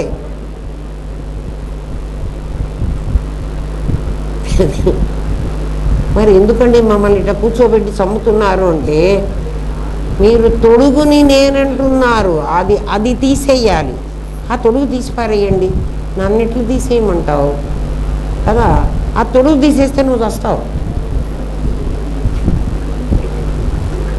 తీసేయడానికి వీల్లేదు. అది నీ దగ్గరే ఉంది. అది ఉంచి ఇది తొడుగు అని చెప్పాలి. అది నువ్వు ఒప్పుకోవాలి. అర్థమైందా? తొడుగు తీసేయకుండా తొడుగు ఉంచాలి. అందుకే తొడుగు ఉంచి అది కాదు అని చెప్పాలి. అది నువ్వు కాదురా అని చెప్పాలి. అందుకని పంచకోశాలు చెప్పి అవి నువ్వు కాదు, ఏవి నేను కాదు అని ఇప్పుడు నువ్వు మంతవ్యంలో నువ్వు ఆలోచన చేస్తావు. ఏవి నేను కాదు, ఈ పై శరీరం నువ్వు కాదు. ఎందుకని అంటే దీనికి ముసలితనం వస్తుంది, దీనికి చావు వస్తుంది. అంటే దీని లక్షణాలు ఏమిటి? జరా మరణము కదా. అట్లయితే దీనికి ఆకలి అవుతున్నది కదా, ఆ లోపల ఉన్నది ఇంకోటి ఉంది కదా. అయితే అది కూడా నువ్వు కాదు. ఎందుకంటే అది తింటేనే ఇది బతుకుతుంది, అది తినకపోతే ఇది బతకదు. తినడం కోసమే నీకు నోరు పళ్ళు ఇవన్నీ పెట్టాము కదా. అది చూడటం కోసం నీకు కళ్ళు పెట్టాము. అంటే నీవు తిండి తినటం కోసం. తిండి తిని ఏం చేయాలరా? దీన్ని పెంచాలి. నేను పెంచుకున్నానండి. మరి నువ్వు పెంచక నువ్వు ఇంత పాపాయిగా ఉన్నావే, ఇప్పుడు ఇంత 5 అడుగులు 3 అంగుళాలు అయినావే. నువ్వు పెంచావా నేను పెంచానా? అదేంటండి మా అమ్మ పెంచిందండి. మీ అమ్మ పెంచలే నిన్ను, మీ అమ్మ కన్నది, నువ్వు పెరిగావు. ఒరే ఏమిరా ఇంత ఎత్తు పెరిగావు అంటున్నావా లేదా? ఎవడన్నా మనం కొన్ని రోజుల తర్వాత చూస్తాం అనుకోండి, ఒరే ఇంత పొడుగైనవేమిట్రా అంటున్నారా? అంటే ఏం చూసావు నువ్వు? వాడిని పొడుగైనావు అని అంటున్నావు, వాడి అన్నమయ్య కోసం చూసావు. అర్థం చేసుకోండిరా. నిధిధ్యాసలో ఉంటే, బ్యాంకులో నాకు డబ్బులుంటే ఎవరికైనా ఏమన్నా ఇచ్చి పారేయచ్చు. డబ్బులు లేకపోతే అది డబ్బులు పెట్టుకోండి, ఎవడు ఏది జరిగినా మీకు అర్థమైపోతుంది. డబ్బులు పెట్టుకోవడం అంటే జ్ఞానాన్ని స్టోర్ చేసుకోండి, అంతే కదా. సరే, కాబట్టి ఏమంటున్నాడు? అజ్ఞానంలోనూ జ్ఞానం, నీకు ఆవరణ ప్రాబ్లం, ఆవరణ ప్రాబ్లం. ఆవరణ అనేది ఒకటి, దాన్ని నేనంటున్నావు. లోపల దాన్ని తెలుసుకోకపోతే నాకు నష్టం లేదు, పైదాన్ని లోపలది అంటున్నావు, అది నీకు ప్రాబ్లం కదా. లోపలిది తాడుని తెలుసుకోకపోతే నష్టం లేదు. తాడు మీద వేసిన తొడుగు పాముని నిజంగా తాడు మీద వేసావు, తాడు ఉండగా తాడు మీద పాము కూడా ఉంటే తాడు ఇంతలావు, పాము ఇంతలావు, ఇంకెంతలావు కనిపించేది నీకు. అప్పుడు కొండ చిలువ అంటావేమో. తాడే పాముగా కనిపిస్తోంది. ఇప్పుడు నీకు 3 ఉన్నాయి రోగాలు. ఫస్ట్ రోగం ఏమిటి? నువ్వెవరో నీకు తెలియదు, నీ లోపల ఉన్నవాడు నీకు తెలియదు. నువ్వెవరో అంటే నీ లోపల ఎవడున్నాడో నీకు తెలియదు. నేను నేను అని వాడిని అంటూనే ఉంటావు, కానీ వాడెవడో నీకు తెలియలే, అవునా? రెండోది నీకు తప్పేమిటి? పైన వేసుకున్న తొడుగుని నేనంటున్నావు, దాన్ని ఆవరణ అంటున్నావు, అది అజ్ఞానం అంటున్నావు. అజ్ఞానం అంటే జ్ఞానం లేకపోవడం. జ్ఞానం లేకపోవడం అంటే నాకెందుకండి, తెలివి నాకుంది కదా, బుద్ధి ఉంది కదా. నీకు బుద్ధి ఉందిరా, ఆ బుద్ధి లోపల ఉన్నవాణ్ణి నేను అని నీకు చెప్పడం లేదురా. కాబట్టి నీ బుద్ధి గడ్డి తిన్నది. బుద్ధి గడ్డి తిన్నది అంటే అర్థం ఏమిటో తెలుసునా? అమృతాన్ని తాగకుండా గడ్డి గింజలు తింటుంది. మనం అందరం ఏం తింటున్నాం రా? అన్నం తింటున్నాం. అన్నం అంటే గడ్డి గింజలు. అది గడ్డేనా? వరిగడ్డి అంటున్నారు కదరా. ఆ గడ్డి గింజలే కదా మనం తిన్నది. అంటే మన బుద్ధి ఏం తిన్నది? గడ్డి తిన్నది. అది సంగతి. మమ్మల్ని కూర్చోబెట్టి మేము ఇంతంత వాళ్ళం, మమ్మల్ని బుద్ధి గడ్డి తిడుతున్నారు. బుద్ధి గడ్డి తిన్నదని. బుద్ధి గడ్డి తింటూనే ఉంది. బుద్ధి కనుక అమృతాన్ని తిన్నట్టయితే కదా, సుధా సారాభివర్షిణి, అమ్మవారు లోపల కూర్చుని సుధాసారని వర్షిస్తోంది. సుధా అంటే అమృతం, అమృతాన్ని వర్షిస్తోందిట. అది పట్టుకొని తాగరా, ఎందుకు ఈ గడిగింజలు దీన్ని బతుకుతావు కదా. అర్థమైందా? అది తెలియకపోవడం ఒక తప్పు, ఈ తొడిగే నేననుకోవడం మరొక తప్పు కదా. అది తాడుని తెలియకపోతే పోనీ, తాడు మీద పాము నేయటం తప్పు, తాడు పామైందంటాం 3వ తప్పు. అది వివర్తం. తాడు పామైందంటున్నావు. తాడు అసలు దీపం పెట్టకముందు కాలేదు, దీపం పెట్టిన తర్వాత కాలేదు. అందుకే అమ్మవారిని ఏమడిగాం మనం? రజ్జు స్ఫురణను నాకు కలిగించావు తల్లి, అందుకని నీకు నమస్కారం పెడుతున్నాను. రజ్జు స్ఫురణ కదా. నీవు లేక నేను తెలియను, నీవు లేక నేను తెలియను, నీవు పోయి నన్ను మిగులుస్తున్నావు కదా.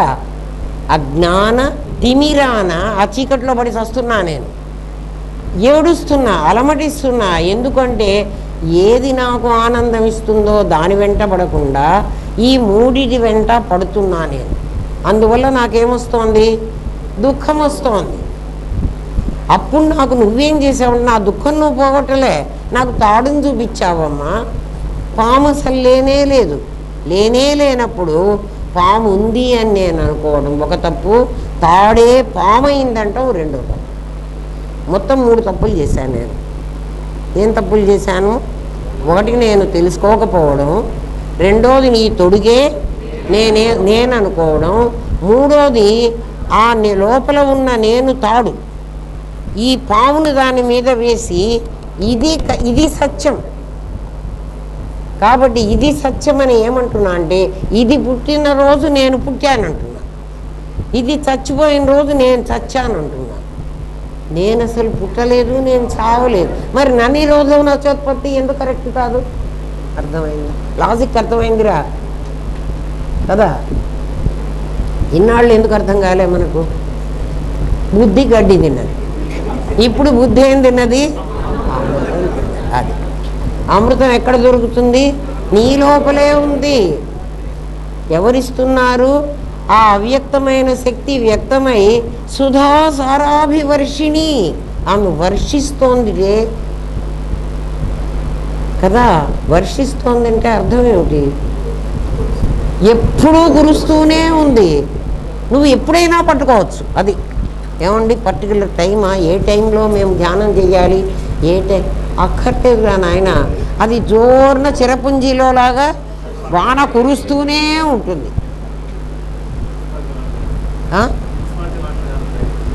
టైంకి వచ్చాడు అసలు. అది చిరపుంజీలో ఎప్పుడూ వర్షం వస్తుంటుందిట కదా, అన్ని కాలాల్లో.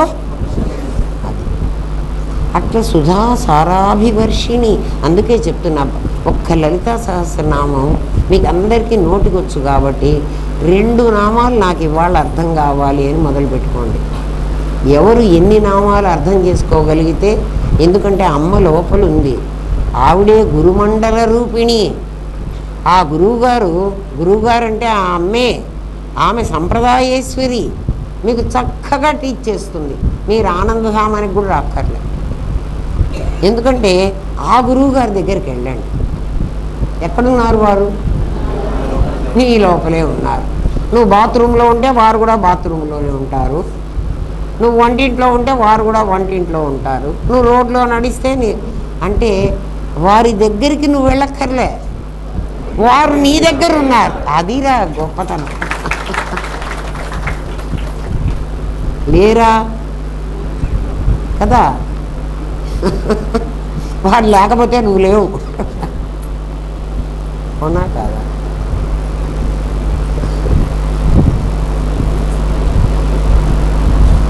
ఏమ్మా, జ్ఞానం కలగగానే పోయేవాడు జీవుడని, అజ్ఞానంలోనూ జ్ఞానంలోనూ పోనిది జ్ఞానమని గోవింద భగవత్పాదుల అభిప్రాయం. ఒక ఉదాహరణ ద్వారా అర్థం చేసుకో. కుండ పుట్టింది అంటావు.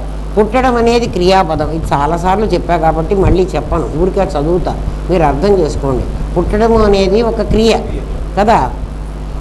ఆ క్రియకు ఒక కర్త ఉండాలి. క్రియ ఎక్కడున్నా కూడా దానికి కర్త ఉంటే, కర్త మీద ఆధారపడి ఉంటుంది క్రియ. కుండ పుట్టింది అంటే పుట్టడం అనేది క్రియ అయితే కుండ అనేది కర్త కావాలి. ఏమ్మా, ఆ కర్త ఎవరు అంటే కుండ అంటావు. కుండ ముందే ఉంటే పుట్టిదేవరు? పుట్టిన తర్వాత కదా మనం కనపడాలి. పుట్టిన తర్వాత కదా కుండ కనపడింది కదా. పుట్టిన తర్వాత నీకు కనపడినటువంటిది ముందే ఉన్నది అని నువ్వు ఎట్లా చెప్తున్నావు? పుట్టాను అంటున్నావు కదా. ఎవరు పుట్టారు అని అడిగాను. ఎవరు పుట్టారు? కుండ పుట్టింది అన్నావు. పుట్టిన తర్వాత కదా అది కుండ అయింది కదా. పుట్టిన తర్వాత కదా దాని పేరు కుండ వచ్చింది. ఇప్పుడు నన్ను భానుమతి పుట్టింది అంటారుట్రా మీరు. మరి నేను పుట్టింది అని పండగ చేస్తురే కదా. భానుమతి ఎవరు అంటే పుట్టిన తర్వాత దానికి పేరు పెట్టారు. పుట్టక ముందు అది ఉంది కదా. పుట్టక ముందు ఒకటి ఉంది. ఆ పుట్టిన దానికి నువ్వు పేరు పెట్టుకున్నావు కదా. ఆ పుట్టక ముందు ఉన్నది కర్త. ఏమ్మా, కుండ ముందే ఉంటే ఇక పుట్టేది ఎవరు? ముందున్నది మట్టి అంటావు. లేని దానిలోంచి కుండ ఎలా పుట్టింది? అక్కడ కుండ లేదు కదా, కుండ లేదు అన్నావు. లేని దాంట్లోంచి కుండ ఎలా పుట్టింది అంటే కుండ ఉన్నది. ఎక్కడున్నది అంటే భావంలో ఉన్నది. ఎవడి భావంలో ఉంది? కుమ్మరివాడి భావంలో కుండ ఉంది. వాడి భావనలో ఇచ్ఛాశక్తి జ్ఞానశక్తి కాకుండా ఉంటే వాడు దాన్ని తొక్కి కదా దాంట్లో నుంచి ఒక సాగే గుణాన్ని బయటికి తీసి ఆ సాగే గుణం వల్ల అదే అవ్యక్తమైన శక్తి వ్యక్తం అవుతోంది.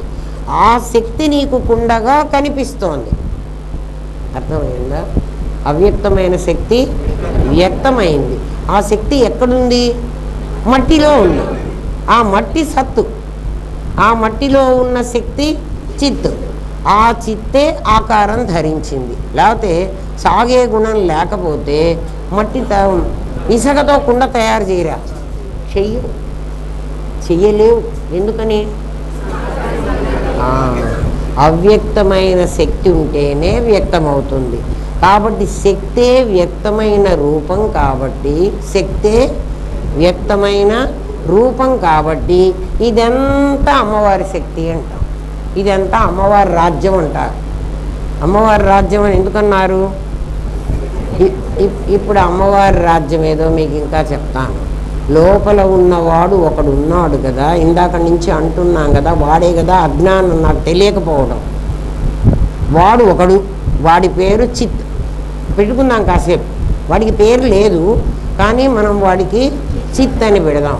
చిత్ అని పెడితే చిత్ అంటే ఏమిటండి అంటే ఎనర్జీ. వాడు కేవలం ఒక శక్తి.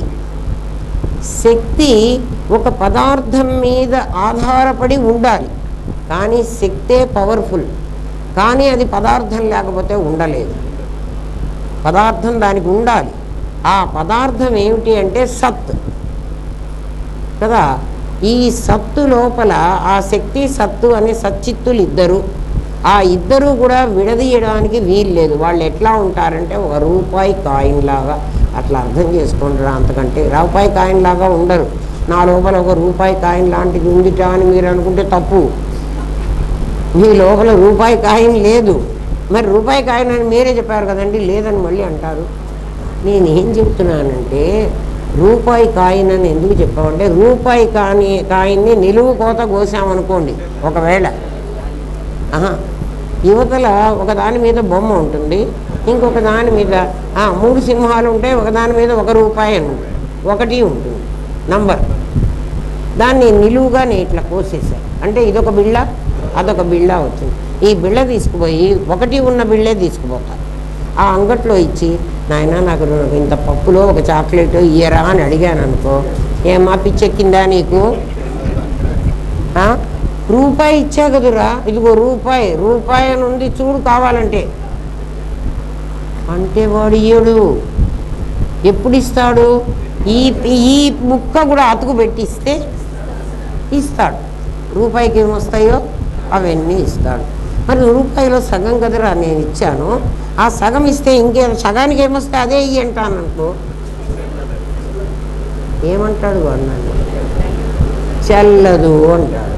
చెల్లదు అంటే ది వాల్యూలెస్, దీనికి వాల్యూ లేదు, మీ ఇష్టం తీసుకుపోమ్మా. నీకు పప్పులు కావాలంటే ఊరికే పెడతా కానీ కదా. ఏదో చిన్నపిల్ల తెలియకుండా వచ్చింది, రూపాయి తీసుకుని అయితే నేను బెటర్ అంటే రూపాయి తీసుకుని పెడితే వాడికి వాల్యూ తగ్గట్టు ఇవ్వాలి. నాకు ఊరికే పెట్టేట్లయితే బిచ్చం వేసి పంపించవచ్చు. అంతే కదా, అంతే కదా. అట్లాంటిది అది, దానికి వాల్యూ ఉంది. ఎప్పుడు అంటే సత్తుతో చేరినప్పుడే. కరెంటుకి వాల్యూ అంటే ఏమిటరా? ఆ కరెంటు ఉపయోగపడాలి. నాకు ఆ రూపాయి ఉపయోగపడి పప్పులు సంపాదిస్తే నాకు రూపాయి ఉపయోగపడ్డట్టు. ఒక చాక్లెట్ అన్నా సంపాదిస్తే, ఏం సంపాదించకపోతే నా రూపాయి వేస్ట్. ఆ కరెంటుకు ఉపయోగం ఏమిటి అంటే నాకు మైక్లోకి రావాలి, నాకు లైట్లోకి రావాలి, నాకు ఫ్యాన్లో తిరగాలి. ఈ తిరగాలంటే నేను వైర్ పెట్టకపోతే నేను రాను అంటుంది అది. నీకు అర్థమైందా? నేను వైర్ పెట్టాను, కరెంటు రా, మా అమ్మకు పూజ చేస్తాను, దండం పెడతాను, టెంకాయ కొడతానే, కరెంటు రావే. రాదు. అర్థమైందా? పూజ చేస్తారు, టెంకాయ కొడతారంటే కరెంట్ రాదు. అందుకని ఏం చేయాలంటే సత్ అనేటువంటి ఒక ఆమెని ఆ సత్తే నీకు అష్టవిధ ప్రకృతులుగా తయారైంది. ఆ సత్తు అచ్చగా ఏం చేయాలి, మళ్ళీ ఈ పీస్ తీసుకుపోయినా కూడా చాక్లెట్ ఇవ్వండి, నాకు పప్పులు కూడా ఇవ్వండి. 2 ముక్కలకి ఏ ముక్క లేకపోయినా కదా. ఒక్క ఆడపిల్ల వెళ్ళి నాకు తాంబూలం ఇవ్వండి అన్నదనుకో, అమ్మ నీకు ఇయ్యను అంటాం. ఒక్క మగవాడు వెళ్ళి నాకు కూడా తాంబూలం ఇవ్వండి అన్నాం, ఒరే మీ ఇద్దరూ కలిసి రండిరా మీకు తాంబూలం ఇస్తామంటారు. ఎందుకని? వీళ్ళిద్దరూ ఒక ఎంటిటీ. అందుకే గుడికి కూడా పోవాలంటే భార్యాభర్తలకు ఒక టికెట్ చాలు, అమ్మ కొడుక్కి 2 టికెట్లు తీసుకోవాలి. అట్లా కాదు, అమ్మ కొడుకు కాదు, వాళ్ళిద్దరూ భార్యాభర్తలు. ఏమ్మా అర్థమైందా? వాళ్ళు ఏమవుతున్నారు? సత్తు చిత్తు అనేటువంటివి 2 కలిసి ఉంటే ఆ రెండింటి లోపల శక్తి ఎలా ఉంది అంటే రూపాయిలో రూపాయి వాల్యూ ఎలా ఉందో అలా ఉంది. అదేదో ఇట్లా బయటికి వస్తుంది, ఉవ్వెత్తుగా వేస్తుంది, అది వస్తుంది, శక్తిని నాకు చూపించండి అంటే నేను నీకు చూపెట్టలేను. రూపాయిని చూపెట్టి రూపాయి వాల్యూ చూపించారా? నాకు ఒకప్పుడు కాలంలో రూపాయికి చాలా వచ్చేవి. ఇప్పుడు రూపాయికి చాక్లెట్ కూడా రాదేమో, 5 రూపాయలకి చాక్లెట్ వస్తుందేమో. ఒకప్పుడు రూపాయికి చాలా వచ్చేవి. అందులో నేను ఒక అర్ధ రూపాయికి ఒక వస్తువు, పావలాకి ఇంకొక వస్తువు కొనుక్కుని ఇంకో పావలా కూడా ఇప్పించుకోవచ్చు. రూపాయికి కనుక వాల్యూ ఉంటే. ఆ వాల్యూ అనేది రూపాయిలో ఎక్కడుంది? మీకు శక్తిని చూపిస్తున్నా. రూపాయిలో ఆ కాయిన్లో ఉందా, ఆ రూపాయి అన్న దానిలో ఉందా, ఆ 3 సింహాల్లో ఉందా? అవి 2 కలిసి ఉంటే ఆ వాల్యూ ఎక్కడుంది? వాల్యూ నీ లోపల నీ భావంలో ఉంది. నీ భావంలో ఏదుందో అంగడివాడి భావంలో కూడా అదే ఉంది. అందుకని రూపాయికి వాల్యూ సేమ్. అర్థమైందా? అంటే రూపాయిలో నుంచి ఆ వాల్యూ బయటకు వచ్చి వాడితో నాకు పప్పులు ఇప్పించిందా? బయటికి రాలే, అందులోనే ఉంది. అది అందులోనే ఆ వాల్యూ ఉంటుంది. అట్లా శక్తి అంతర్నిహితంగా, అందుకే అవ్యక్తమైన శక్తి అన్నాం. అది వ్యక్తం కాలే. రూపాయి వ్యక్తమైనట్టుగా వ్యక్తం కాలే. రూపాయి ఎలా వ్యక్తమైంది? అది సత్తుగా వ్యక్తమైంది, అది చిత్తుగా వ్యక్తమైంది. సత్తుగా వ్యక్తం అవడం 1 రూపాయి అనిపించుకుంటోంది కదా. అది చిత్తుగా, అది చైతన్యంగా వ్యక్తం అవడం, దానికి 3 సింహాల గుర్తుండి ఇది రాజముద్ర, ఇది నకిలీ కాదు, ఇది ఒరిజినల్. అవునా కాదా?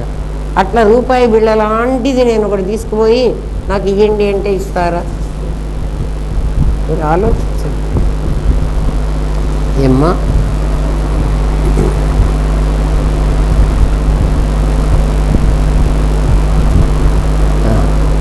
మట్టిలో ఆ వాల్యూ ఉంది. మట్టిలో అయితే నీకు సాగే శక్తి అంట, అది కూడా చూపించడానికి లేదు.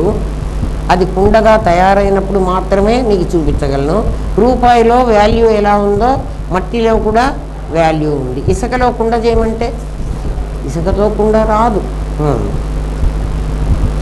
కుమ్మరి తన భావనా ప్రపంచంలో కుండ, మూకుడు, మొన్న మీకు భావనా ప్రపంచం, భౌతిక ప్రపంచం అని 2 చెప్పా. ఈ ప్రపంచమంతా భావనా ప్రపంచం. ఇది వస్తు సిద్ధం, అది బుద్ధి సిద్ధం. కాబట్టి నువ్వు మారవలసింది బుద్ధి సిద్ధంగా ఉన్నదాన్ని మార్చుకో, వస్తు సిద్ధం మార్చవాకు. వాడికి కుండ, మూకుడు, చట్టి, బాణ ఇవన్నీ కూడా సృష్టించుకుని భౌతిక ప్రపంచంలో ఈ మెటీరియల్ వరల్డ్ అదే దీంట్లో తయారు చేస్తున్నాడు. అంటే ఇచ్ఛా జ్ఞానలో భావనా ప్రపంచం, క్రియలో వచ్చేప్పటికీ భౌతిక ప్రపంచం.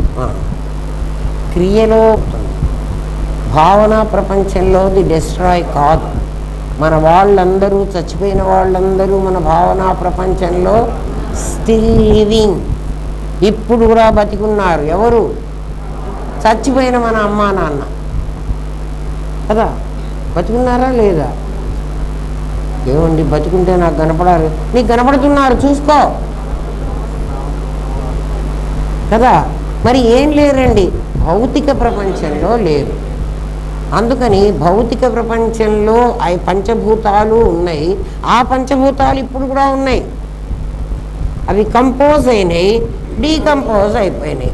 భావనా ప్రపంచంలో ఉన్నవాడిని ఆ కంపోజ్ అయిన దాని మీద వేసి వీడు నా కొడుకు అన్నావు, వీడు నాకు తండ్రి అన్నావు కదా. వాడు ఎప్పుడో పోయినాడు. ఎవడు పోయినాడు? భౌతిక ప్రపంచం వాడు పోతాడు, భావనా ప్రపంచం వాడు పోడు. భౌతిక ప్రపంచం భావనా ప్రపంచం అంటారు, నాకు ఎట్లా అర్థం కావాలండి? ఒరే నాయనా, నీకు చాలా తేలిగ్గా చెప్పా కదురా. ఏం చెప్పావు? అక్కడ తాడుందిరా, భౌతిక ప్రపంచంలో తాడుందిరా, భావనా ప్రపంచంలో పాము పుట్టిందిరా, ఆ పాముని తాడు మీద నువ్వే పారేసావురా.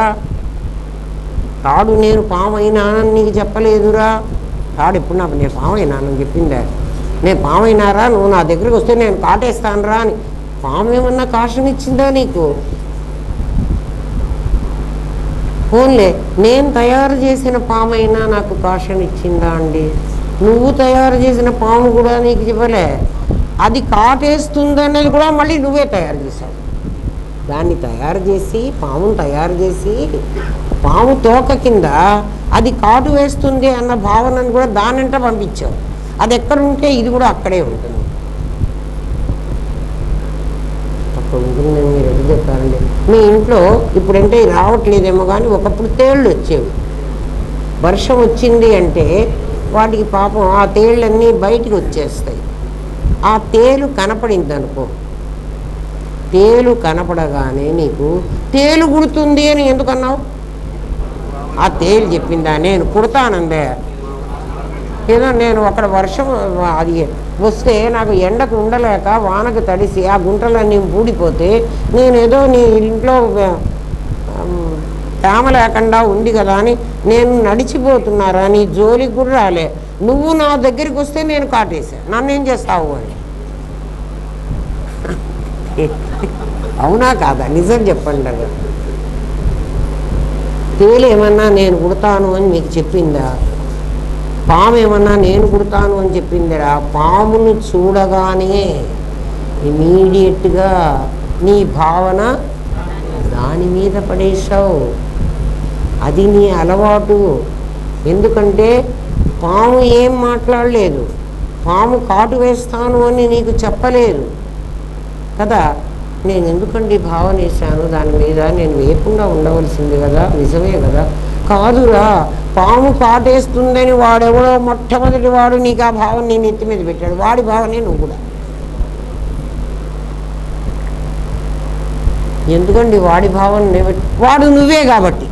అర్థమైందా?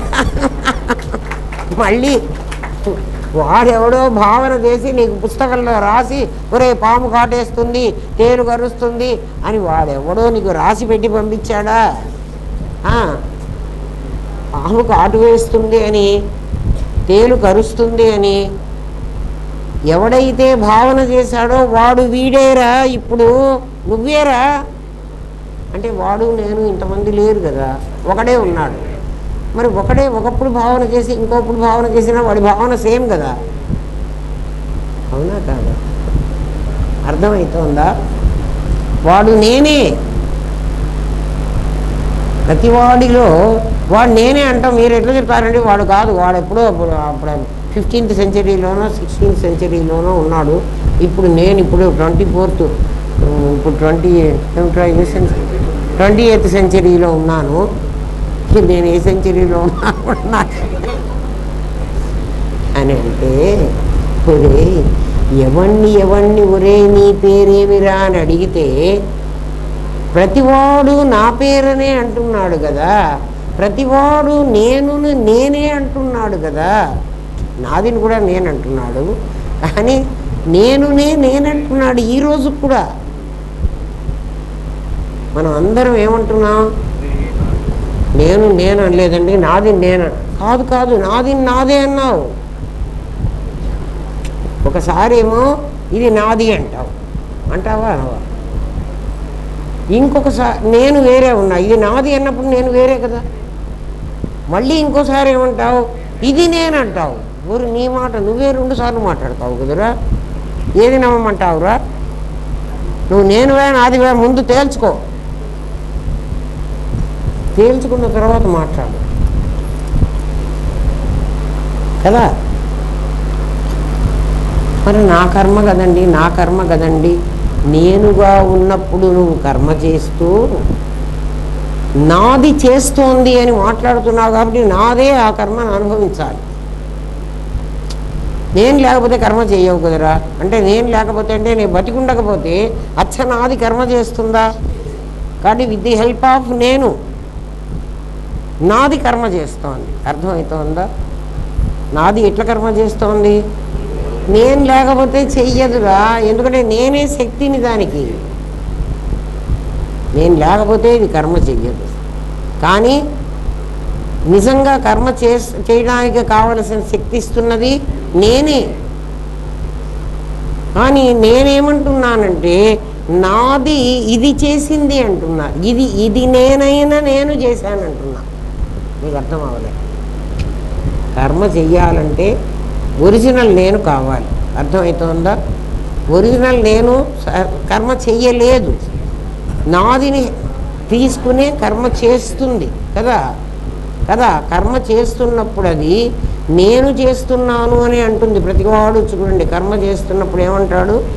నేను చేస్తున్నా అంటాడు. నాది సహాయంతో చేస్తున్నానని వాడు అన్నట్లయితే కదా నాది కర్మ చేస్తోంది అని అనక్కర్లా. నిజంగా కర్మ నాది సహాయంతోనే జరుగుతోంది. నాది లేకపోతే కర్మ చేయడానికి వీల్లేదు. కానీ ఈ నాది ఏం మాట్లాడుతుందంటే నేను చేశాను అంటోంది. మీకు అర్థమైందా? నాది ఏమంటోంది? నేను చేశాను అంటోంది. అందుకని ఈ నేనే అనుభవించాలి. ఏ శరీరంతో నువ్వు నేననుకుని కర్మ చేశావో ఆ శరీరమే అనుభవించాలి. అందుకని కర్మకు దీనికే సంబంధం. మరి నేనేం చేస్తూ ఉంటుందండి? నేను కర్మ చెయ్యడానికి హెల్ప్ చేస్తుంది, కర్మను అనుభవించడానికి హెల్ప్ చేస్తుంది. అనుభవిస్తున్నది చేస్తున్నది నాది. కానీ నువ్వు నాదికి నేననేటువంటి డిజిగ్నేషన్ ఇచ్చావు. అందువల్ల ఏం చేస్తున్నావు? ఏ నాదైతే నేననుకుని కర్మ చేసిందో ఆ నాదే కర్మను అనుభవిస్తున్నది. ఇంక నీకు ఇక్కడ క్వశ్చన్ ఏముంది? నువ్వు ఒరిజినల్ నేనే చేస్తున్నాను అని అనుకున్నట్లయితే ఒరిజినల్ నేను ఎనర్జీని రా. ఎనర్జీ శక్తి ఇస్తే ఈ ఉపకరణం పనిచేసింది. కాబట్టి ఈ ఉపకరణం ఆ నేను సహాయంతో చేస్తోంది అంటే ఈ ఉపకరణానికి ప్రామినెన్స్ లేదు. అప్పుడు ఇది కర్మను అనుభవించక్కర్లేదు. కర్మణ్యకర్మయ పశ్యేత్, అది నిష్కామ కర్మ. అది నిష్కామం అంటే ఏమిటి? నేను క్లెయిమ్ చేయటంలే. నేను క్లెయిమ్ చేస్తేనే నాకు ఫలితం వస్తుందిరా. కర్మ నేను చేశాను అంటేనే నేను ఫలితం అనుభవించాలి కదా.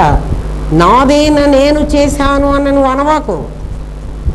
మరి ఎవరు చేశారు? నేను సహాయంతో నాది కర్మ చేస్తోంది. నాది నేను కాదు కాబట్టి, నాది జడం కాబట్టి నాదికి అనుభవం కూడా లేదు. అనుభవం కూడా మళ్ళీ నేనే అనుభవించాలి. నువ్వు కర్మ నుంచి తప్పించుకునే మార్గం ఇది. దాన్ని నిష్కామ కర్మ అన్నారు. అర్థమైందా? కర్మణ్యకర్మయ పశ్యేత్. కర్మ చేస్తూ కర్మ చెయ్యటం లేదు అనుకో. ఎట్లా అనుకోమంటావండి? కర్మ చేస్తున్నది దేహం, నేను దానికి శక్తి మాత్రమే ఇస్తున్నాను అనుకుంటే నీకు ఆ కర్మ ఫలం నేను అంటాను. అర్థమైందా? అర్థం కాదులే. అయిందని తలకాయ గుర్తున్నారు కానీ మీరు అసలు ఈ భావమే అర్థం కాలే. ఎందుకంటే అర్థమైతే మొహాలు వేరుగా కనపడతాయి నాకు. ప్రయత్నం చేసుకోండి. రేపు చెప్తాను. రేపు అంటే నెక్స్ట్ క్లాస్. ఏమ్మా? అందుకే దీన్ని సృష్టి అన్నారు. ఇది నిజంగా జరగలేదు. సృష్టి అంటే ఏమిటి? జరిగినట్టుగా కనబడుతుంది. సినిమా నిజంగా జరిగినట్టు కనబడుతుంది. సినిమాలో కూనీ చేస్తారు. కూనీ చేయగానే రక్తం వస్తుంది. కత్తితో పొడవగానే రక్తం వస్తుంది. గుడిసెలన్నీ తగలబెడతారు. మంటలు కూడా కనపడతాయి. మనిషిని చంపేస్తారు. చచ్చిన వాడిని మళ్ళీ శ్మశానంలో తీసుకెళ్ళి తగలబెడతారు కదా, వాడి శవం కాలుతున్నట్టుగా కూడా మనకు కనబడుతుంది. కానీ ఏది నిజమా? సృష్టి అలాంటి అబద్ధం. నాది శక్తి మాత్రమే ఇస్తోంది. నేను జడం కాబట్టి, అది సతగాగా పని చేయలేదు కాబట్టి చేయిస్తున్నది కదా. ఆ పని జరిగినందువల్ల ఫలితం నేను అనుభవించక్కర్లేదు, ఎందుకంటే నేను చేయటం లేదు కాబట్టి. నాది చేస్తోంది కాబట్టి ఫలితం కూడా నాదికే వస్తుంది. కాబట్టి కర్మ చేసేటప్పుడు నాదే చేస్తుంది, కర్మ అనుభవించేటప్పుడు కూడా నాదే అనుభవిస్తోంది. కానీ నేను లేకపోతే నాది అనుభవించలేదు కాబట్టి అని నీకు తెలిస్తే కర్మణ్యకర్మయ పశ్యేత్, కర్మలో అకర్మను చూడు. అర్థమైందా? రేపు చెప్తాను. ఓం తత్సత్.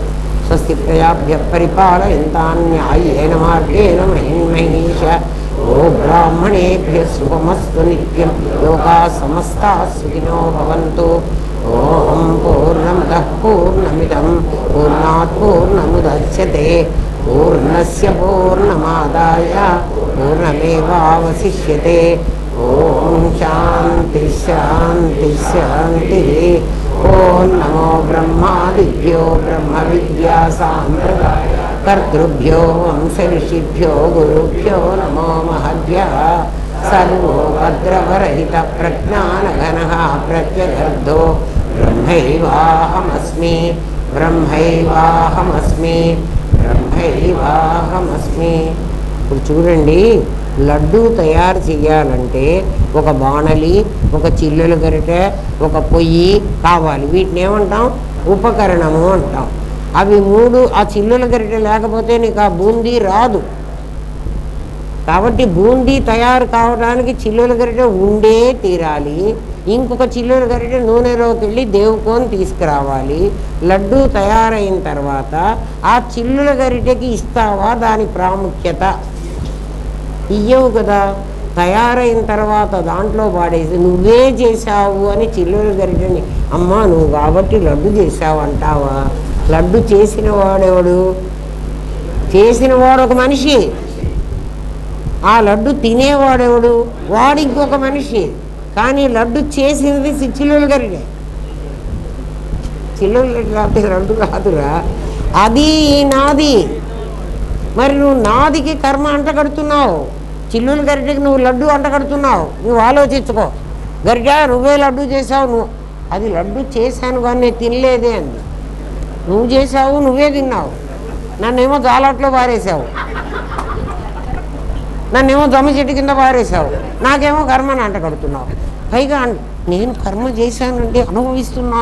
ఊరిని దుంపదేగా, నువ్వు అసలు కర్మ చేయలేదురా. కర్మణ్యకర్మయ పశ్యేత్. అది ఇనప గరిటె, చిల్లుల గరిటెను ఆ నూనెలో దేవింది. ఆ గరిటె నేను అందులో అమ్మో కాలుతున్న నూనెలోకి నేను పోతే ఎట్లా? నువ్వు తయారైందా అందుకోసమే. అర్థమైందా? అట్లా అర్థం చేసుకుంటే కర్మణ్యకర్మయ పశ్యేత్. అందుకంటే ఇంకా ఈజీగా మీకు అర్థం కాలేదనే ఇంకో మళ్ళీ చెప్తున్నాను కదా. ఇప్పుడు అర్థమైందా? శరీరం ఏమిటి? ఉపకరణం. బాగా గుర్తుపెట్టుకోండి. చిల్లుల గరిటె తయారయ్యేటప్పుడే అది నూనెలోకి వెళ్ళడానికే తయారైంది. కాలుతున్న నూనెలోకి నేను పోను అని చిల్లుల గరిటె అంటే ఆ గరిటె పర్పసే సర్వ్ కాలే కదా. గరిటెకు కర్మతో సంబంధం లేదు, లడ్డుతో గరిటెకు సంబంధం లేదు. కాబట్టి ఇది తయారైంది అందుకోసం. దీనికి కష్టాలు వచ్చినాయే. చిల్లులు గట్టే నేను నూనెలో కాలుతున్న నూనెలో దూరి నా చెయ్యి అయితే నూనెలో దూరితే కాలుతుంది. చిల్లులు గట్టే కాలినా దానికి తెలియదు. అందుకని ఏ పని చేసినా ఉపకరణం చేస్తోంది. ఇది ఇంకా మీరు బాగా అర్థం చేసుకోవాలి. దీని ద్వారా అర్థం చేసుకోండి. చేతనైనంత అర్థమవుతుంది. కాకపోతే పోని, కాకపోతే ఇంకోసారి అర్థమవుతుంది. అంతే కదా. ఇప్పుడు మొదటే చెప్పా కదా, మొదటిసారి కాకపోయినా క్రమక్రమంగా వస్తుంది. అందుకే వినాలి. ఏమ్మా వెళ్ళండి. ఇది